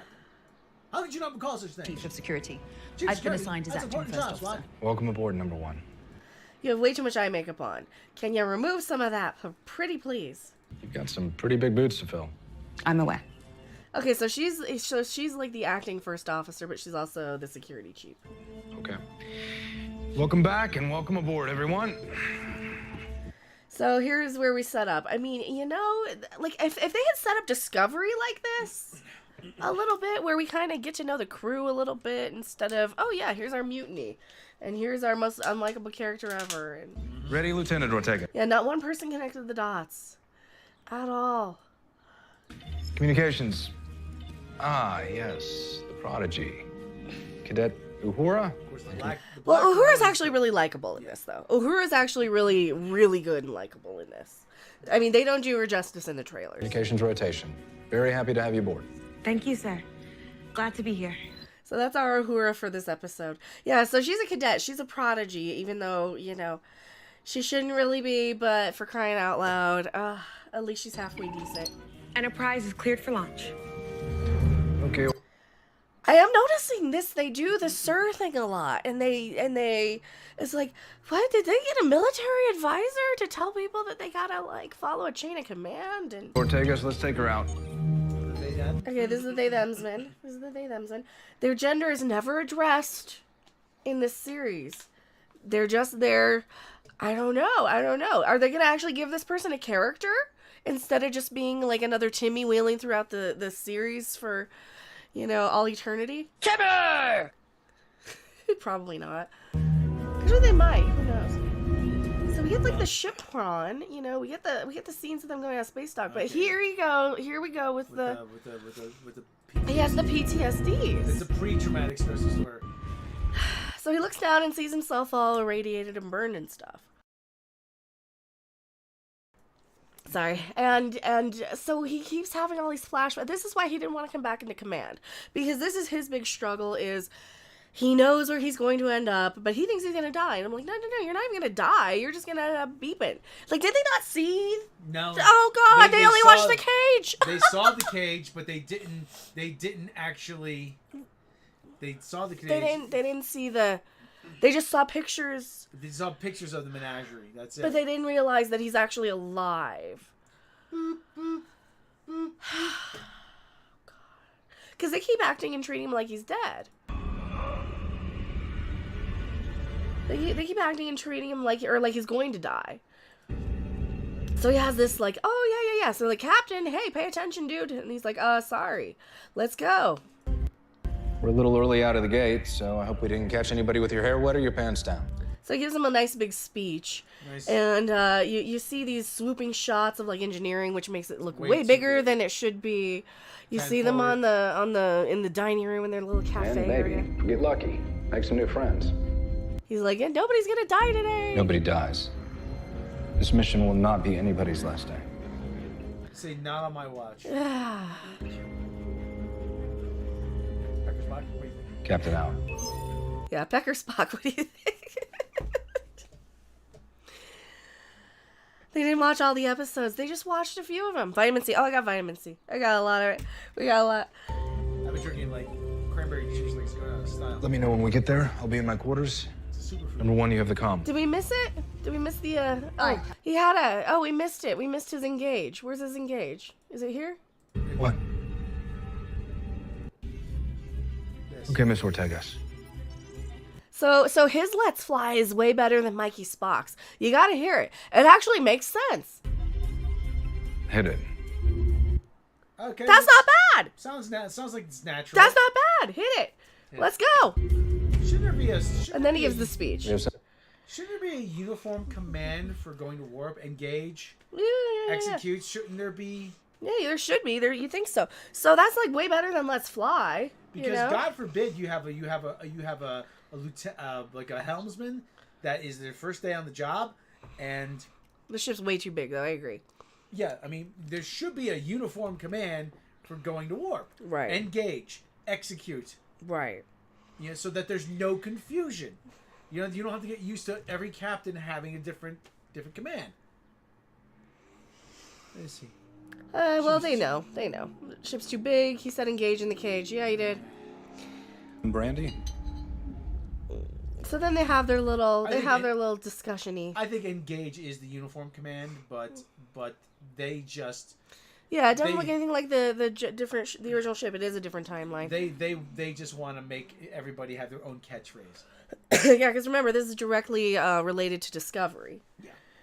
And it's a direct spin-off of Discovery, so remember, it's a direct spin-off of Discovery. CNN said it was a reboot until they were corrected. Yeah, but it's a reboot. It's clearly a reboot. It's a reboot. It's clearly a reboot. There's just... Say it's a reboot. I saw my own death, Spock. He's like, I saw my own death. No, you didn't. You saw yourself being irradiated to the point of... You're a vegetable. Being a vegetable. You're not dead, though. You might as well be, though. Mm. And I didn't just see it, I felt it every agonizing second. So this is his journey of how to live. That's his little theme is, how can I live knowing I'm going to die? We like to think that right until the very last instant, And he's such a good actor, too. We'll cheat death. See, I like him as an actor. I would like him as a captain in, like, the Orville universe, you know? Maybe they can fix this. Maybe. I don't know. I don't think so. I don't want to be too optimistic because, you know, they've given me no reason to be. Because the phrase trauma block is coming. Yeah, because the phrase trauma block is coming. At some point. At some point. And we've already got, like, the stupid woke shit. And we've already got, you know, the T'Pring being a complete C word. And T'Pringles. Cautious. Not cautious enough. To be confined to a machine, basically, until Spock helps you get to the planet where you're on the cage to restore you. As long as you stay on the planet. Well, he gets to be with Vina. Yeah, nothing wrong with that. He actually doesn't die. He lives out. He has a pretty reasonable. All right, so here's the planet that they show up to, and they give you a little. What is this? Kylie, an M-class planet. Kylie 279. Kylie, planet Kylie, like Kylie Minogue. This kind of like it gives it a little bit more context. And he's on the title. The bring up the titles. Yeah, that's not bad. I mean, I like seeing that. You know, okay, so they flew somewhere. It took some time to get there, and here we are. The Archer. Getting her transponder ping on the night side. There's good things in it. Okay, but it's still mired in the Akiva Goldsman, Alex Kurtzman universe. Yeah, it reminds me a lot of like the JJ movie, like the first JJ movie. Yeah. Mixed with trying to be the Orville. It's like, what do they like about the Orville and the JJ movie? And there's literally a scene coming up that's ripped right out of the Orville. Oh God, yes. Oh, there's a few of them. Actually, no. This plot is kind of like the Orville too. This is such an Orville plot. Any chance we're losing her response in subspace chatter? There is. Okay, so number one is trapped down on the planet, and they have to go rescue her. That's the plot of this. They got a rescue mission. And of course, we have a pane of glass between. Well, paint a transparent line between you and the hard vacuum of space. That's smart. Fascinating. Space chatter. There is no subspace chatter. It's dead quiet out there. So this planet they're at, they found that they had like some sort of a warp signature, and that's why the Archer was there. They went to investigate because you know how the rules are. You don't really interfere with any alien species until they can really be warp capable. Then you kind of see, hey, do you want to be in the Federation or not? So that's kind of why they were there, was investigating stuff. But we've got a visual, sir. On screen. I almost want to say that they stole the story idea from somebody smarter. Because this is like, they can't do this. They can't do this story. No, they took a hodgepodge of Star Trek ideas as different storylines, and they threw them all together. All systems showing the green. The ship's perfectly intact, sir. Life signs, Mr. Spock. Okay, that's the Archer that they're coming up upon. So yeah, the Archer's there. Fascinating. I'm all ears. You made a joke about my ears. I'm offended. Where's my re? Where's my re button? Where's my re button? Captain That's racist. That's racist. That is racist. Figure of speech. Yeah, but it's racist against Vulcans, and as a Vulcan-human hybrid, I should be very offended. I am remotely accessing the ship's manifest. All right, so here's all the people that beamed down. Lieutenant Commander Chin Riley, command. Una Chin Riley. Oh, for God's sake. Archer carried only Una and 2 astrophysicists. If she went to the surface, she'd have headed for the warp signature. Can you locate us, Spock? I have it, sir. Although... Okay, if they've just detected a warp signature, though, why wouldn't they kind of go and observe and see what happened rather than just beaming down? Not really in the mood for an although right now. I'm having trouble locking on. Its location may be shielded. This warp signature's also got a pretty weird signal variance.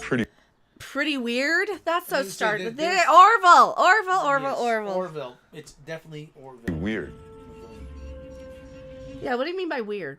So this new Helms person here, not Lady Khan, very much our comic relief sort of character. They needed a Tignataro. Yeah. My excellent friend. Is it she or they? She'll be our new. I'll say she until I'm corrected.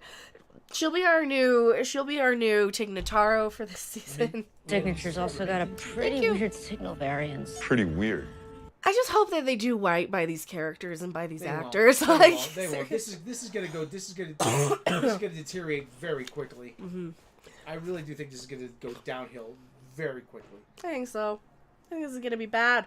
Things would be bad. All right, so Which puts them a century behind constructing warp drives. Yet they have a warp signature. Okay, so basically they're detecting that their planet is kind of like in the middle of like developing warp technology. No. They develop warp technology, but however, they're in the middle of like a lot of civil unrest. So here we go. Well, they're trying for an allegory. Yeah. They're actually trying for an allegory at this one. They're trying to say, hey, look what happens when people blow themselves up because civil war. I'm like, I'm not convinced that they understand that war is bad in the activism writer's room of Star Trek now. Yeah, so I'm not convinced that they understand why war is bad. A nascent one. The anomaly is a red flag. Captain, there is not sufficient... Activate deflector shields. Aye. Okay, there's an anomaly. She's saying to raise the shields. He's saying, no, that goes against first contact protocol. We don't want to raise the shields. However,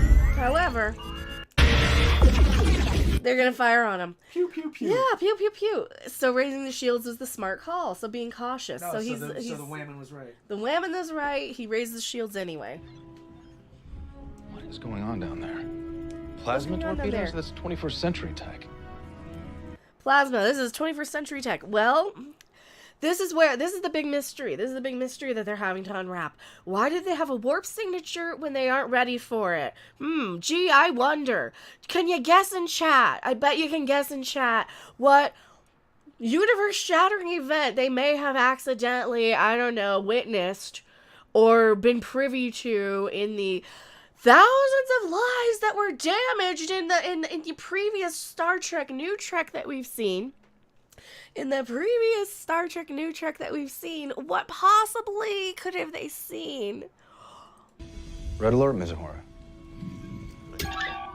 I've analyzed these Are they still firing? Are they still firing, or wouldn't you go to yellow alert? It's like, you know what? There's no damage. Are they still firing? Yeah, go to yellow alert.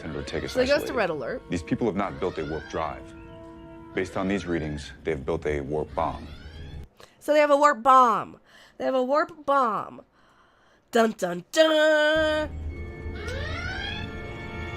And they're gonna bomb you out of... Okay, can you explain warp bomb to me? How can... do they understand what warp is? Do they know what warp is? Because how do you...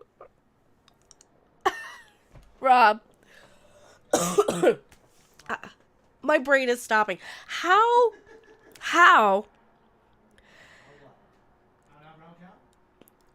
warp is not a combustion engine. No, it is not. It is How do you make a bomb out of warp? That's actually I hadn't considered. The only thing I can think of is It's a matter-antimatter bomb? Is an antimatter bomb like the antimatter reaction? But it shouldn't give you a warp signature. It wouldn't give you a warp signature, though. It would give you an I mean, they might be able to detect the plasma explosion or a dilithium explosion, but not a warp. It would seem there bomb. I guess it would be like the warp core blowing up. Yeah. What powers a warp drive on a ship? Well, yeah. So it would be like but it wouldn't it wouldn't have a warp signature if it just exploded, right? Oh, warp bomb, the lore during Admiral Gender Studies of Star Trek maneuver. Oh, warring factions, and their conflict has escalated to a crisis point. So they're in the middle of their civil war because they hate each other. All have or are in process of being inducted into the Federation. We are free to travel to any of them. General Order 1 does not apply. Not on one of these worlds. In fact, not one... Alright, we're showing too much of this. I'm getting, like, trying to remember what the hell happened. Where'd you go, Rob? Rob. Where'd he go? Now he left. Rob!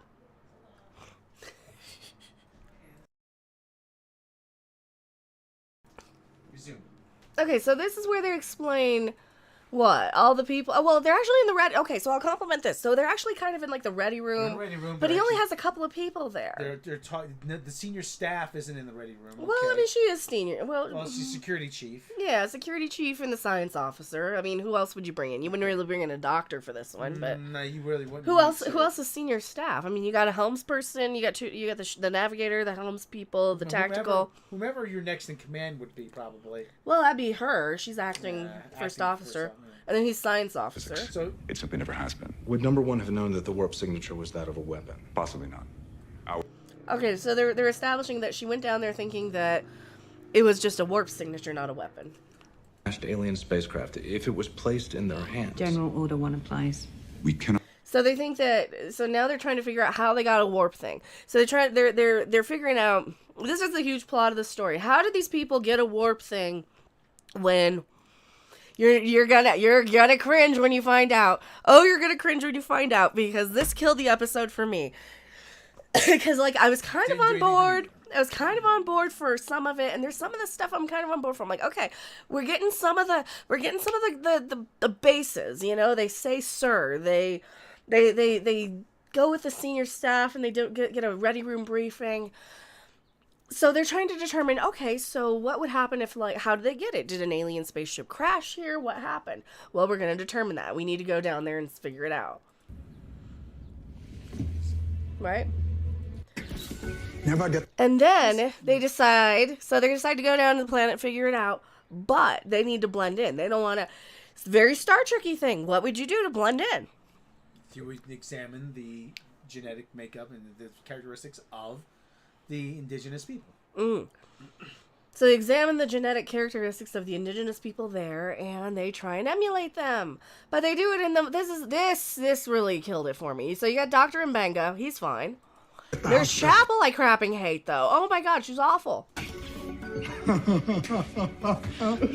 So they're like, hey, let's can you make us look all alien and stuff? She doesn't want to be put under to get this procedure. So they basically give him a hypo spray to make them look like aliens. That's a Star Trek thing. Okay, I can get on board with that. Okay, I can get on board with them having the technology to temporarily change somebody from the outside, because we have makeup to do that now. So sure. So they're going to temporarily change them on the outside. And there's even a couple of Star Trek-y moments in there, like, well, Spock's different. He's half Vulcan and half human. So he's going to look different. Lady Khan has to grandstand, like, I don't want to be put unconscious while I do this, yada, yada, yada. What, Joe? Gonna mess with your genome. I'm gonna mess with your genome, derp, derp, derp. So we go from classy Nurse Chapel to I'm gonna mess with your genome. Yeehaw! I'm gonna mess that genome. She might as well have a southern accent. You first. Here's our Nurse Chapel. She's making her own character. I gotta give her that. So. But we'll need to make a few alterations if you want to blend in. Internally, they have a bunch of different organs that would take a... So yeah, we're gonna give you some hypo sprays to make you look, because I'm like the bestest ever, and I can tell she's Tilly. She's crapping Tilly. Oh my god, she's Tilly. A lot longer to change, so just try not to get an X-ray. Change how exactly? You're gonna look like an alien, you dumb chick. You should know this is Star Trek. You should have seen this by now. To better observe alien cultures without contamination. Alright, so don't get scanned, just blend in, act natural. So here's what I hate. Does everybody know how a hypo spray works in chat? I think you guys probably know better than the people who do this. Now, you know, like if you give somebody an injection or a spray injection, you gotta kind of have contact with the skin. Compressed, jury-rigged metamorphosis. It's painful. It's gonna hurt. So I gave you a jerry-rigged metamorphosis to change your entire genome and DNA and all that good crap. Okay, great. It's gonna hurt. I gotta knock you out first. And the ramparts, Doctor. It means go ahead. So he's like, do it, and then just take a look at this. Take a look at this.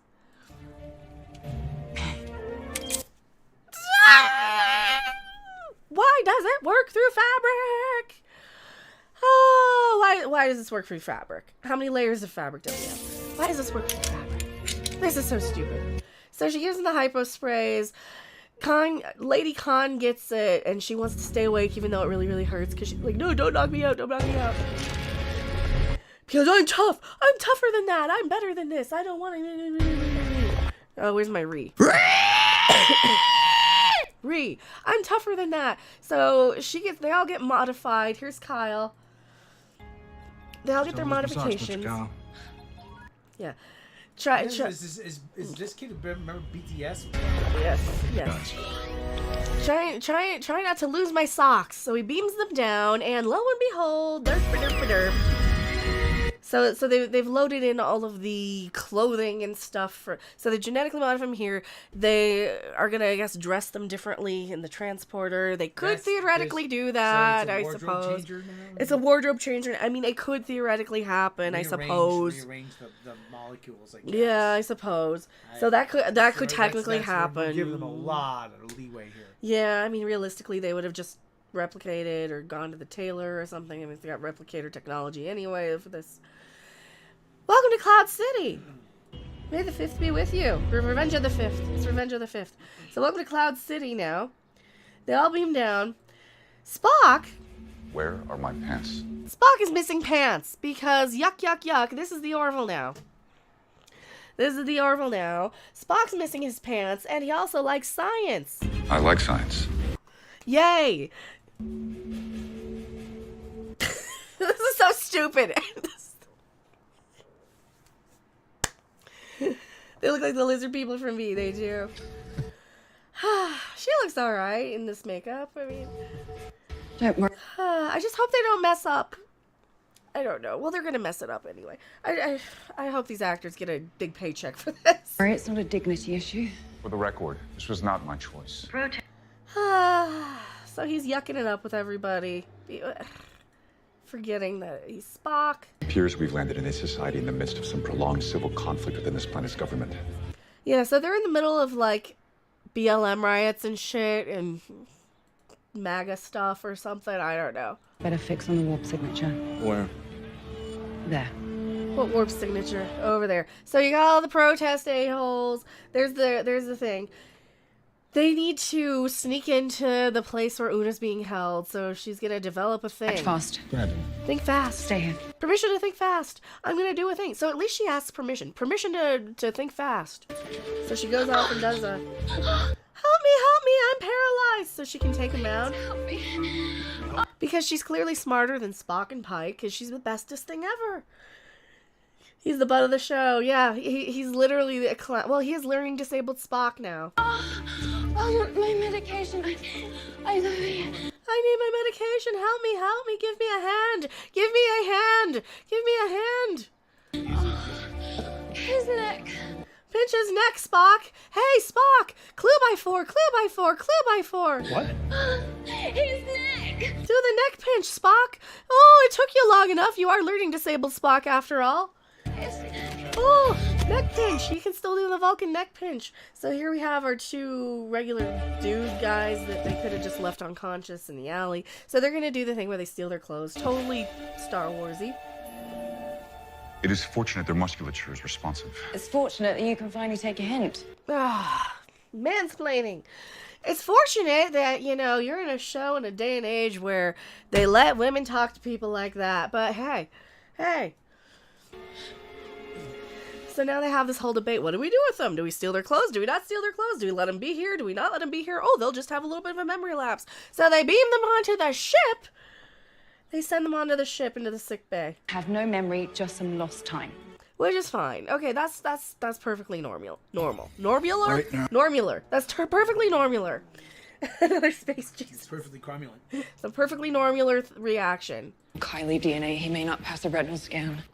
Here's where she finds out, because she's way better than M'Benga. Hey, Spock, his physiology sucks, and he needs a booster. So I need to give him some more medicine, or else he's gonna, revert pretty quickly because he's Spock. You'd need one with compatible... It's a typical Star Trek type of thing. Yeah. It's kind of typical Star Trek-y, but they just do it so Orville-y. So they got to figure out which one of these two guys. So they got these two guys in the sick bay here that they beamed out. Catch the rabbit. And they got to figure out which one. So now she's got to go run down and Well, you're my favorite. try and figure out how to Oh, this guy escaped. That's the thing. He woke up. He escaped. So he's like, hey, I'm on an alien starship and I'm scared because I'm basically a 20th century sort of person who's just walking around minding their own business. I thought they stole their clothes. So they're in other clothes now? I don't know. Ortegas. The landing party needs to stand by. So yeah, you gotta tell the landing party to go down there and stop because Spock needs a booster and we need to beam it to them, but we can't get it to them and there's no way. Oh, by the way, one of our test subjects is making a break for it and Nurse Chapel's running them down to the hallway. This always happens when I'm in the captain's chair. So she's our comic relief. Warp Bomb is upon many new names created for different new Abrams check. It is so woke, isn't it? It is so mansplaining. Yeah, there's their outfits. So if they stole their outfits, how does he have the outfit on the ship? I don't know. Because they literally stole the outfits of the guy that they beamed up. What? Why? Chapel needs to beam down a booster for Spock. Give us a minute. We need a booster for Spock because, you know, social indoctrination or something. Transporters don't do that. Chief, it's Ortegas. Find a way to make them do that. Yeah, they don't do that. They don't, like, just beam a vial of a hypo spray down to, like, a specific location, and, yeah. Meanwhile, he's all running off. Where the hell am I? I know you're scared. It's not what you think. What is this? It's an elevator, dummy. Do you not know what an elevator is? It's a door, clearly. It is a little bit. Come on!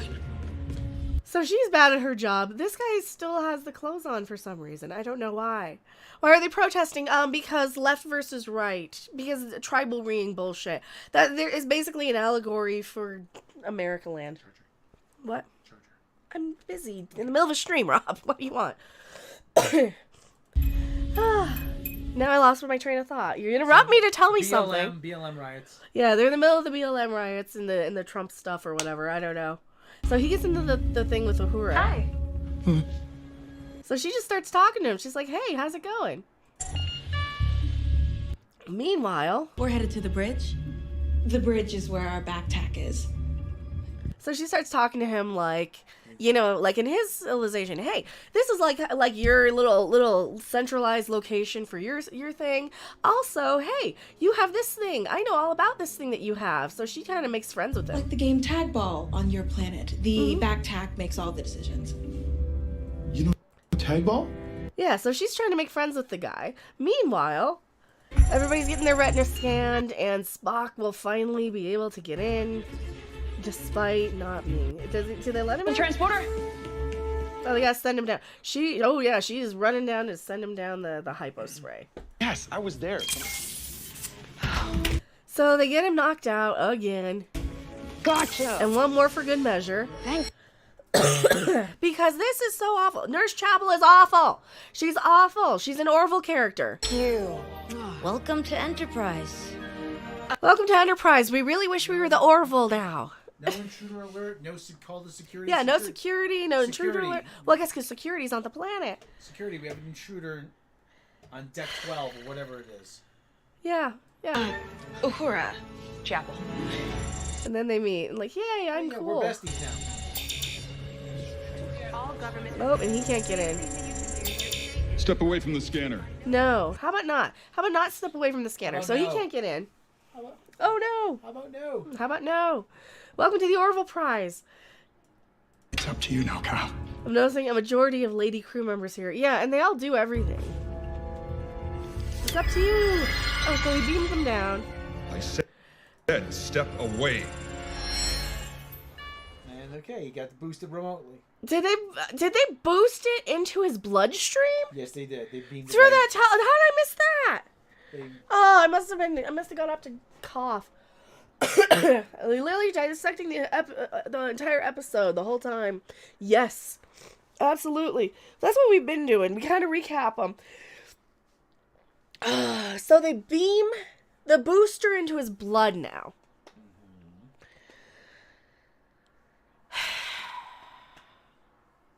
I didn't realize that one. All right, you take over. I gotta blow my nose. Get up. So they beamed. Sorry, my nose started running. They beamed the booster directly into his bloodstream. Yeah. Because reasons. Reasons. That's the thing we can do now. How come we've never seen that before? Or after. You know, hey, we have the plague of Andorian mud fleas on Trigella 10, whatever it is, Trigella 9, and we can't go down. It's quarantine. Oh, let's just beam everything into everybody's bloodstream because why not? We only see what we need to see. Yeah.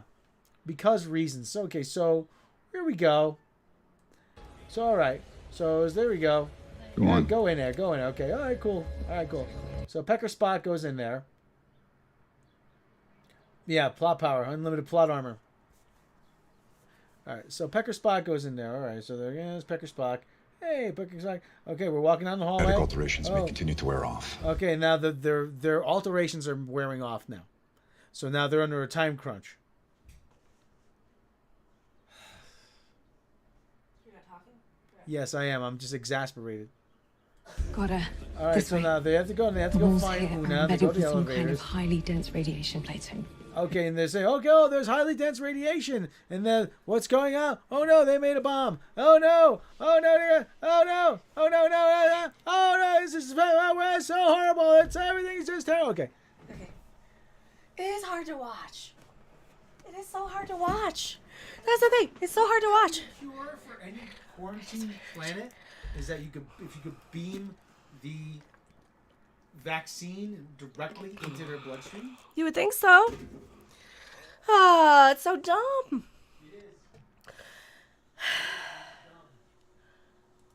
That broke me. So I thought his booster was supposed to last, though. I didn't realize he got the booster because he reverts in front of everybody. So why did he revert in front of everybody if they boosted him in the bloodstream?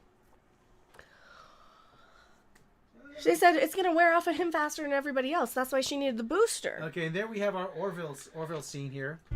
Where she's like flirting with him in the elevator. Yeah. Hey. Hey, hot stuff. Hey, how you doing? Hey. Yeah, so she's flirting with him in the elevator. How you doing? Right. Here's where the episode lost me. Want to have sex with an alien? Here's where the episode loses me. So, okay, if they had to beam the booster into his bloodstream to make it so that he passed the retinal scan and all that stuff because he was going to de-alien in front of everybody, destabilize in front of everybody, and turn back into Spock in front of everybody. Because his physiology and Vulcans and yada yada. Okay, I got that. Why wouldn't it last the whole episode, the rest of the episode, right? Because I guess I assumed that they didn't get it. Because he's still, like, because of this scene. Because they start flirting, and then his ear starts wiggling weird. And she's like, ew, he's a mutant, he's a freak, yuck. What's going on? Despite the fact that her lips look like they're gonna fucking fly off of her face. What is with her? Oh, was she stung by a bee? Is that just how those aliens look? What's wrong with him? This is us. Nothing's wrong with him. I'm aware. The pain is quite remarkable. So he's in pain because he's destabilizing despite just having a booster. I thought the booster was supposed to fix that. Maybe that's why I missed it, because he still had all the effects after the fact, other than, no, there's the retinal scan that they fixed. Okay, well, why didn't they give him more of the dose of the thing? Just be more dose of the thing. Give him a higher dose. If you could do it, keep doing it, then keep doing it. They keep doing it, right? Why? Like, oh my god, this is so stupid. It seems to have stabilized. Oh, this is so stupid. He's like, it seems to have stabilized. Hey, the tricorder kind of looks normal. She's over there. So Uda's being held in these cells in front of him here. How about thank you for saving me? So Una and Lady Khan know each other because she saved her from the Gorn planet, or the Gorn thing. Didn't I tell you to stop being brave? Captain, I should have said something. Later. I already know her. She's my bestie. She's the reason why I'm in Starfleet. Be able to route a transport signal through the gaps. Yes. We were digging our way out with a spoon, and we're such good Starfleet officers. I knew you'd rescue me, Captain Pike. Captain. I like my dialogue better. We're the bestest Starfleet officers ever. The pain, it is unbearable. Spock? Oh, here's Spock. So Spock's gonna have his little freak out. So Spock's in a lot of pain from his ears and stuff. I don't know why they didn't just be more of it. That's the thing. Like, he just got boosted. He just got his booster. So stupid.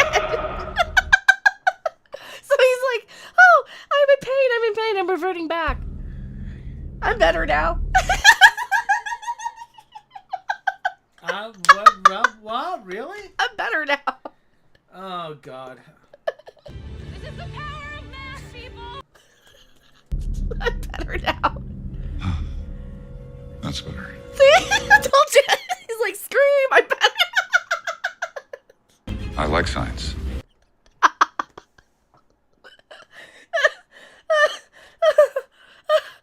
Why is this so stupid? Something like that scene of Spock screaming in Trek way too much. And then she just starts going all crazy, just beating everybody up, and they make a break for it, as it were. Alright, so here's where we find out. Came out a reactor.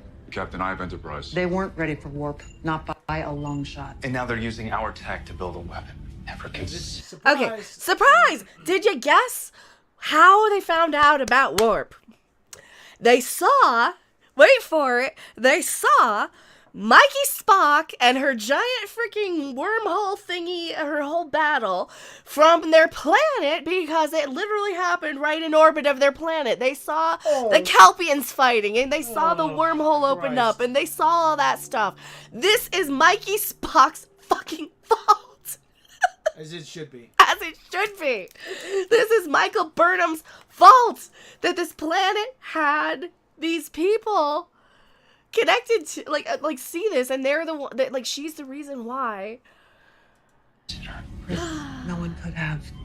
We were fighting for the very lives that are in jeopardy now. Pattern boosters outward. We can't. Yeah, because they were fighting above that planet because like all the the AI was gonna do something nasty. So they went back, and this is why that planet now has warp technology, because they figured out how to do it by seeing it in space. Even though that's warped is for travel, not for... Oh my god, this is so dumb. This is so dumb. Can't make them care about the stars. That's not our job. Transporter control is locking up. They're not ready for this. We need to fuck off of here, bugger out of here, right? Spock, you're with me. The rest of you get back to the ship. Captain. Right now. That's an order. That's... So he decides that instead of just like hiding, he's gonna be like, you know what, this is our fault anyway. We're gonna go in and we're gonna tell everybody, hey, we're aliens. Yeah, we almost blew ourselves up. Don't do what we did. Hey, this guy's an alien too. Tell me, are there groups who refuse to negotiate with you? Powerful groups? Yeah. So she's like, no. There's no reasoning with extremists. We have to, which makes me wonder, I don't believe that these writers think the peace is the answer, because the people who are the activists in Star Trek are all these warmongering, crazy, you gotta get those conservatives sort of You've people. given me a proverb, which is less useful than a big stick. Whoever has the biggest stick wins. Well, our regulations compel me. Your rules are not my rules. So basically he gives her this lecture of, hey, we stopped blowing each other up for a while. Can you not do that? So he's going to the leader. He actually gives the line, take me to your leader in this. He actually gives the line, take me to your leader. Captain, my job is to ensure our ability to govern future generations. I need to blow away the other side because reasons and science and things. Sheer effing hubris. So Pike's like, hey, bring the ship down into atmosphere. Let's just bring the ship down and let all the people in the Today, planet in a historic moment, leaders of the governing and revolutionary factions will meet to discuss the arrival of the aliens. So they try. So it's the Picard episode again. Vicky failed. Gotham City. It's the Orville again too. Yeah, it's the Orville again. This is the first time in a century both leaders have been in the same room at the same time. Yeah, but they hate each other though. Room at the same. Something my father said not. And then we got the Lady Con stuff in the background. I don't think we care about her. So basically, she's like, hey, I was on, like, the Gorn came and kidnapped my people, and on this little ship out in the middle of nowhere, and they were feeding on my parents while they were alive still, and everybody was fighting because they didn't think they would die, and I stayed alive because I figured I'd die anyway, and then they kind of sent me out into a ship by myself, just kind of like throwing a fish back into the ocean. I wasn't supposed to survive, but I did because Una found me on her old ship and yada yada, and who cares? Must be civil war. It's abstract. It's a colony ship. Yeah. And deposited us on one of their planetary nurseries. Yeah, so Gorn nurseries. We were fed to their offspring or used as incubation bodies and crap. So the Gorn are now what? Alien, like the alien, like the xenomorph aliens now. Yeah, well, this first contact with Gorn was during Arena. Yeah.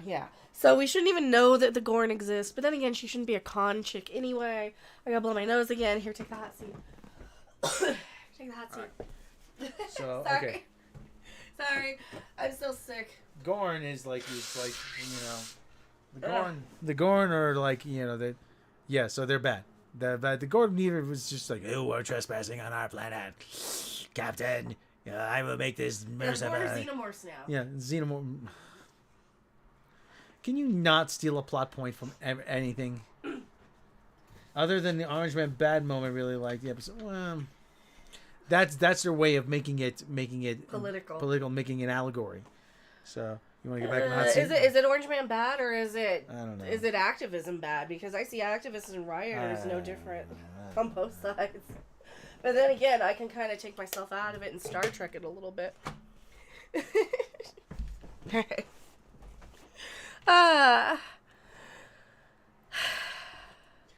So she's like, yeah, I survived and I shouldn't have. What you like? What you like? So he comes in and he's like, hey, we come in peace or something. Shoot to kill. We come in peace and stuff. Hi. Sorry to interrupt. It is a reboot. We know it's a reboot. I'm Christopher Pike. My world is called Earth. Hi, this is our planet. Please don't blow yourselves up. Look what we did. I mean, here's what we did on our planet, so don't do that crap. Knowing your future. A friend of mine asked me that recently, and... Yeah, what are you gonna do with your life? The eugenics war. This shit. Like, what about the BLM protesters who are literally burning down cities? Why couldn't they use that? World War it's back there. That's that. This was our last day. The day the Earth we knew ceased to exist. Yep, the day they provoked the Russians. What began as an eruption in one nation ended in the eradication of 600,000 species of animals and plants. Yep. So, that's my political statement and commentary on this. Don't supply weapons to the enemy of somebody who has nukes. That might be a good thing. Stop giving them money because that's what's going to happen in retaliation. We're going to get nuked, aren't we? Destinies are still your own. Maybe that's why I'm here. To remind you of the power of possibility. So don't blow yourselves up because then you can be like going and traveling in the stars with all of us. Oh, despite the fact that we all had to blow ourselves up first. So they basically borked the first contact, completely forgot about that after the fact. And now we're off on our merry little way where we just have our little character development scenes. Hey, don't lie to me anymore. Do stuff, stay on the ship, and that's I'd like to offer you a commission to join us on the Enterprise. Yeah. Sir? Stay on the Enterprise. You're the bestest Captain's thing log. ever. Stardate 225. Oh, we got a captain's log, though. Oh, that's nice. Oh, we got Even a though it captain's comes at log. the end. We got a captain's log at the end. Well, they opened with the other chick, though. They opened with the other planet. Oh, okay. I am a lucky man. So this is our fake Enterprise with our fake crew. Crew rotation is complete, Captain. And fake Orville people. There's one last surprise. Oh, and there's one more surprise. So they've sprinkled in Kirk throughout because like, oh, there's a Lieutenant Kirk coming. There's a Lieutenant Kirk coming. Lieutenant Kirk. Lieutenant Kirk. Lieutenant Kirk. Lieutenant Kirk is on his way to the bridge as you requested. Thank you, number one. New security chief is in place, Captain. So she's the new security chief now. Still, like, how did you not recognize the name Noonien Singh? How many Noonien Sings are there in Starfleet? I don't know. A lot. A lot. Departing Starbase 1, we are 5 by. Starfleet Command, this is Enterprise requesting warp clearance. Ship. See, this isn't too not Star Trek-y because they don't do any of this in Discovery, hardly. I mean, none of these other characters would have had any screen time in Discovery. Systems are optimal. And here's Kirk, all blurry. Chris. Captain. Samuel Kirk. So we got Samuel Kirk. Sam, yeah, which Kirk's brother Sam, which was who died on the colony when the flying pizza monsters, flying frozen pizzas. Welcome to Enterprise. How's the family? Oh, fine, sir. It's great to be here. Well, you're posted to Life Sciences, and he's your new boss. So, Spock is the new chief of science, and this Kirk guy... Wouldn't have he said, hey, I used to serve with your brother? No. Probably. We are cleared for warp, sir. Alright, and that's our new show. Yuck, yuck. Explore. Let's go explore. Let's see what's Seek out out there. new life. Yada, yada. New civilizations. Dear God, I hate Nurse Chapel. She's awful. Dr. Mbeng is not bad. Yeah, he's fine. You can't really do anything to ruin him. Uhura's better than I thought she'd be. Cool? Who says cool? Other than you. Sir. Cool, sir. See, at least they do the sirs. At least it's more formal. At least they kind of... Let's take her out, Lieutenant It's still Ortegas. shit, but it's better shit than the other shit we Warp got. factor 2. It's still great. Hit it. Better than Let's Fly. Oh my God, that's so much better than Let's Fly. You know how long? You know they must have pained over how to give a catchphrase to give Mikey Spock. And then we get the... You have less than 1 hour before the comet will impact. And now they're coming attractions. So here's our giant space turd flying throughout the Let's get it done, galaxy. people. We've got a planet to... Oh! Uhura's in the dress now! Uhura's in the dress now! Oh! Did you see? Did you see? She's in the dress now. Look at. Captain Pike to the bridge. There is a problem. Pike to the bridge. Did you see that? She was in the dress. The teeny dress. For April Nakafora. What happened to April Nakafora? We have less than 1 hour before the comet will impact. Okay, comet. Survivors. Let's get it done. Oh, there's the dress. It's not the real one. It's like 25% different, but she's in the dress. I'll take it. I'll take it. Done, people. We've got a planet to save before breakfast. She's in the dress. Una's in the dress too. Nice, And there's nice. the Andorian guy. The- Uh-oh, Whitey's gonna die. Yeah, he's our token red shirt. Weapon up. Kirk, Uhura, with me. Don't want anyone flying off into space. Our Iron Man suits. Here's the... Is this the Borg thing? That's the Borg thing, right? That's the thing that Agnes had. We don't want to piss him off. We don't want to piss him off because nobody says that in Star Trek. That's an Orville line. Was that your version of a pep talk? Yes. No, not pep talk. What the hell did this? The Borg. Let me guess. It was the Borg or the Gorn. It's gonna be the Gorn because she already knows the Gorn. La'anta Bridge. Raise shields now! Wait. Was that one of those stupid new Klingon ships? Right after she said We don't that? want to piss him off. I gotta see. I gotta look through it. Was that one of the new Klingon ships? So there's the nurse. Nurse Chapel. Oh God. A unique opportunity. They bring her in later. Or they bring it in later. She dresses up for Spock. You did not intend on being here. Alright, who was that guy? That's the Yeti monster. It's the Yeti monster. Might as well be a flying spaghetti monster for all we care. I can't see. Is that a Nausicaan? No, it's a Wookiee. Will you rise to the job? Looks more like a Wookiee. Was that your version of a pep talk? Yes. Looks more like a Wookiee. Alright. They're on the surface of something. A comet? Or what is it? Yeah, I think that's that comet. They landed on the comet. What the And then something's there dead. Is this hell George did Kirk? this? Samuel Kirk. Samuel Kirk. Oh God. Actually, his name is George. Only. I call him. La'anta Bridge. So what's the? I want to see this little ship there. Now! That. I don't know what that is. What's this ship supposed to be? I would guess that would be their version of a Klingon ship. Or Romulan or something. Would this be what they would...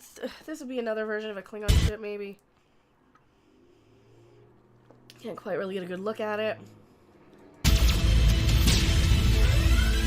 Maybe?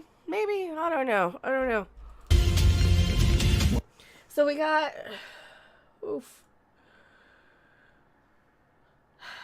Things that challenge us, but we do not back down. Oh yeah, this is where we have to woo. Yeah, they're muck time. Yeah, they're muck timing again. I can't control it. We already did this later on, though.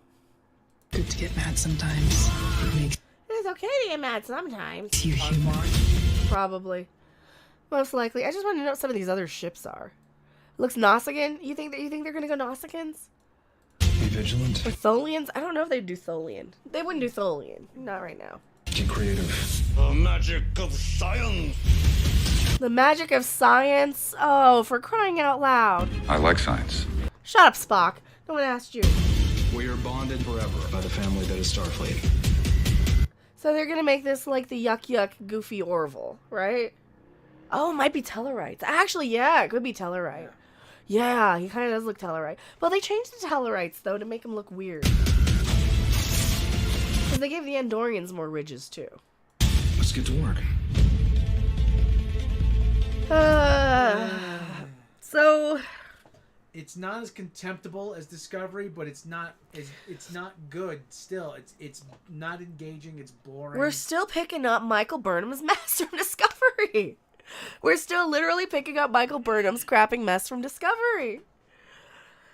Yeah, why did they make the Andorians look like crap? I don't know.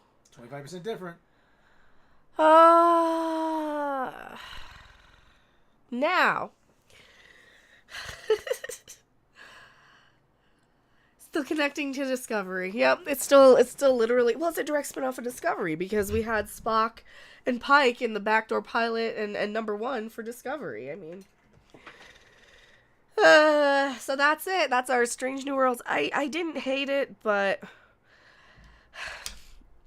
it's not good. It's not great. It's not good. Like, had this been where they started Discovery with, then they could only improve from there. But this is like after...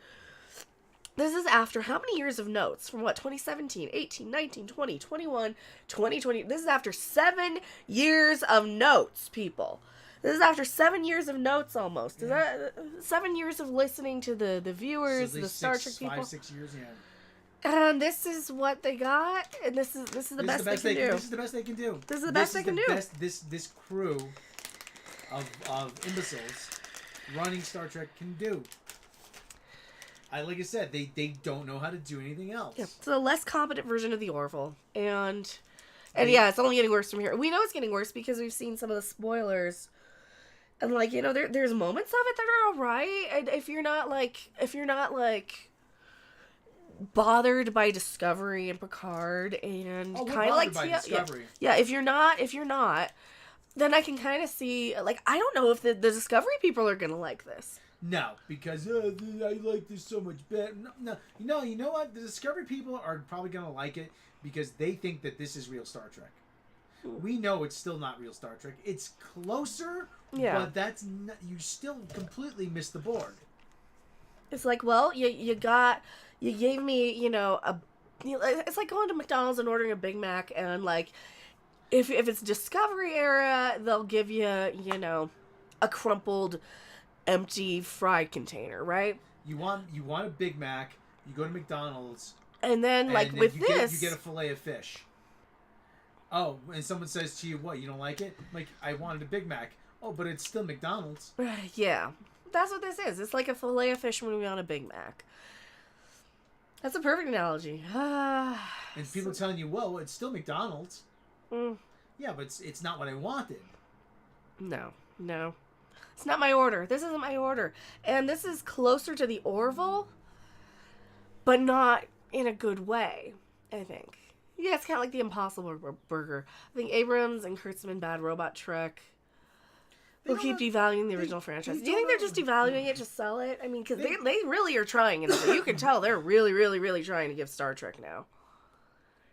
They're trying, but they're just bad at it.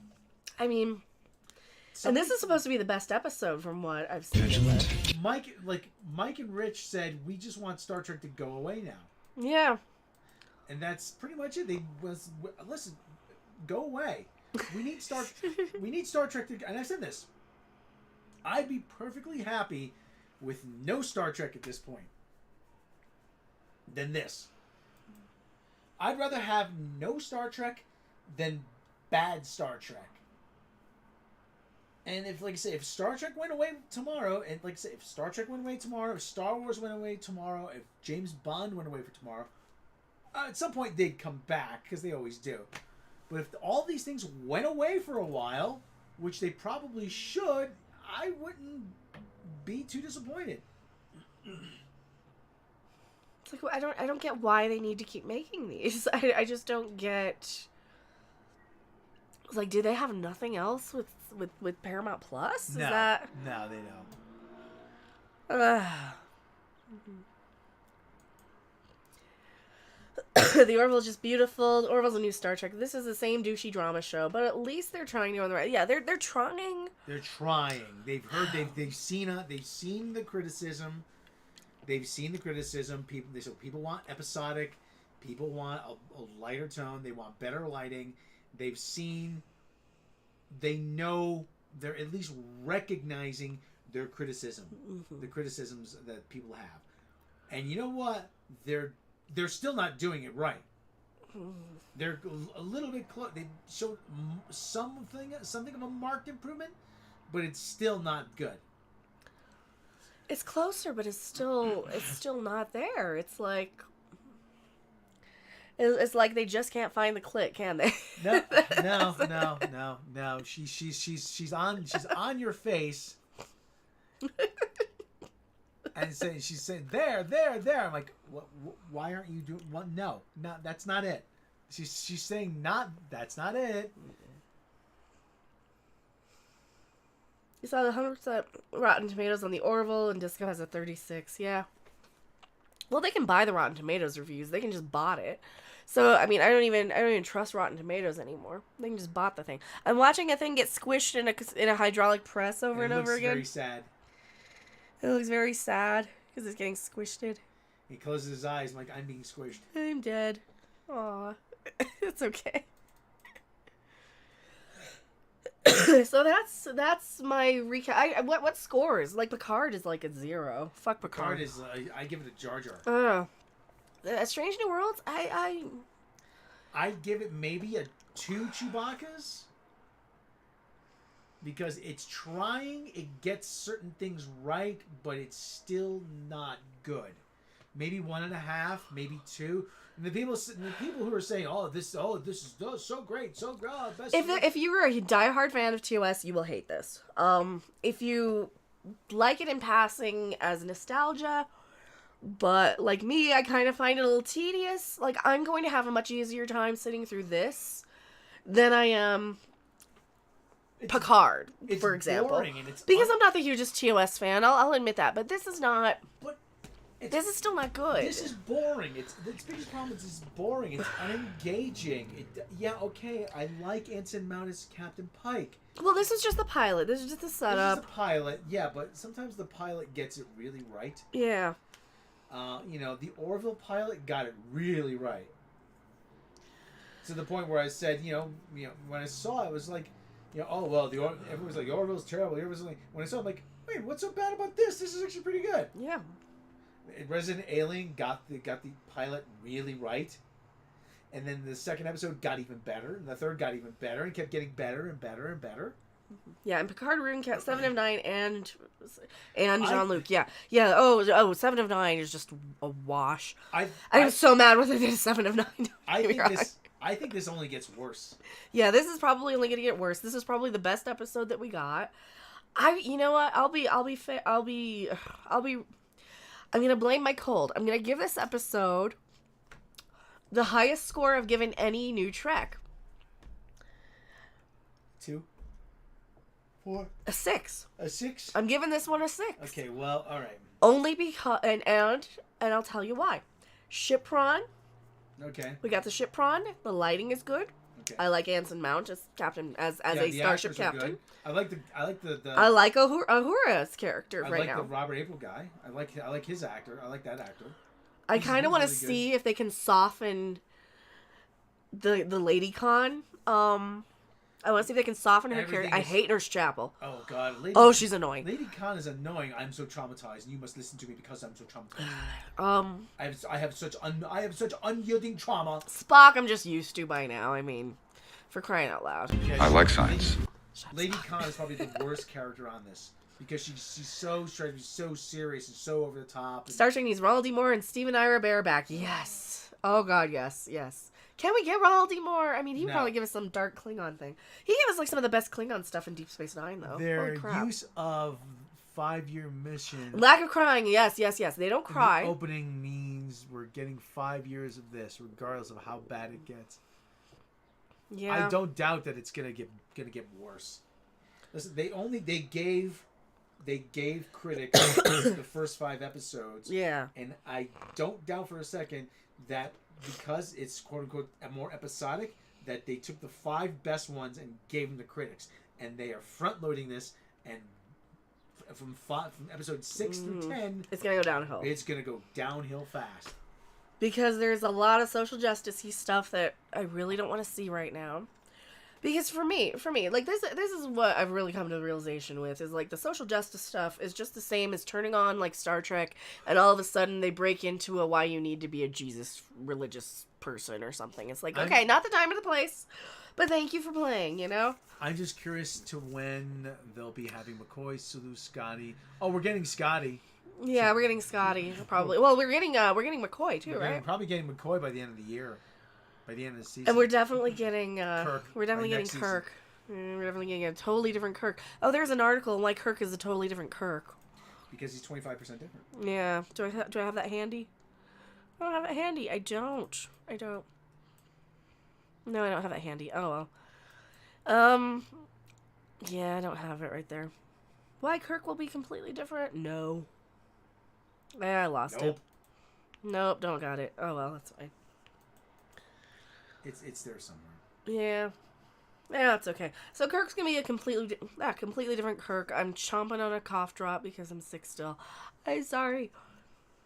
40-year-old playing a 30-something Kirk, right? Right.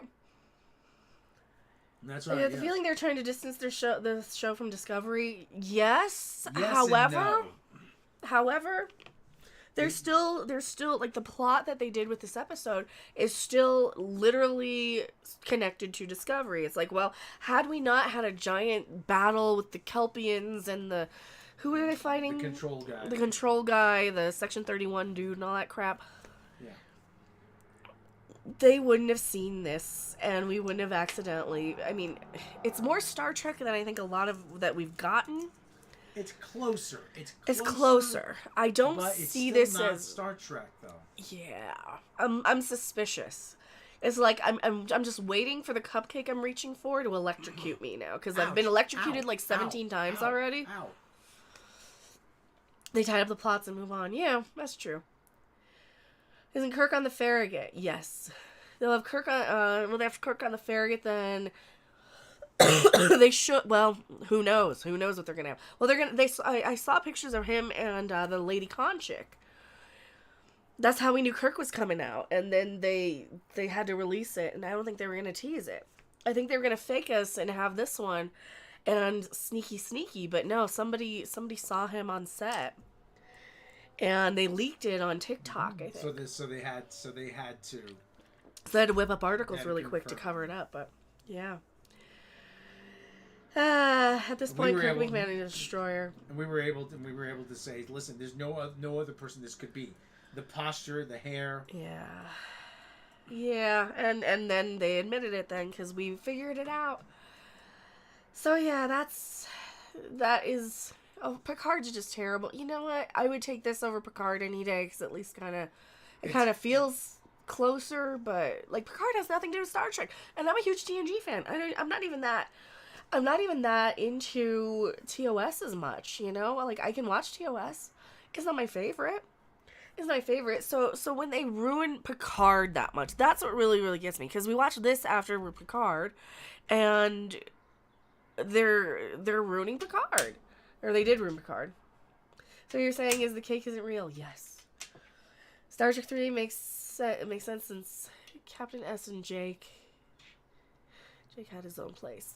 Kirk was on the ferry right out of the academy. But he did move on. At one point, he was an instructor at the academy. So we're gonna like see him and New Lady Con together at some point. Yeah. Only Star Trek they haven't ruined yet is Deep Space Nine and Enterprise. Oh, give him time. Give him time. Well, they probably will with this Andorian. Like, the Andorian's a direct callback to Enterprise. So is the having her on the Archer. Mm-hmm. Which is fine. There are only 4 lights. Alright, my voice is kind of raspy here going. Did you guys watch it? If you watched it, let me know.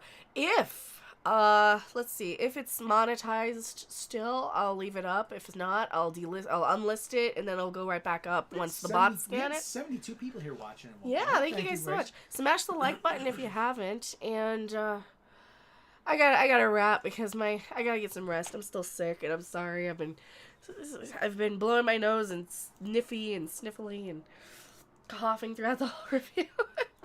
It's not as bad as it could be. I'll give it that. It's not as bad as it could be, but it's still not. No. There's parts of it you like, but it's still not good. It's still not that good. It's like, oh, well, if they don't, like I said, bring in Chris Heyerdahl. How about that? Feel better, get some rest. I'm gonna try. So thank you so much. We've been live 2.5 hours. Yeah, like I'll give the first episode a 6 out of 10 because that's what I gave the good episode of Discovery. Was a 6 out of 10, and that was also a Captain Pike. That was the one, remember, where you had, like, episode 2 was like, oh my god, this is almost Star Trek-y, and then episode 3 was shit with the paint, yeah. So I'm kind of worried. I'm like, wait, because it went from 6 to 0 to, like, the worst. It went from the best episode to the worst episode, so I am concerned. Anywho. So thank you guys so much for hanging out. So that bottom of the barrel was not top tier. No, it's not. So thank you so much. We will see you in a few. We're going to come back and do some What the Dub for Revenge of the Sith edition. We're going to get some more Star Wars clips because we're still doing the Star Warsy stuff. What the Dub tonight where we riff and make fun of stuff. We'll try and keep it all Star Wars and Star Trek, I guess. I can probably modify them on this one and we delete everything that's not Star Wars and Star Trek, huh? Probably. All right. See you guys later. Bye.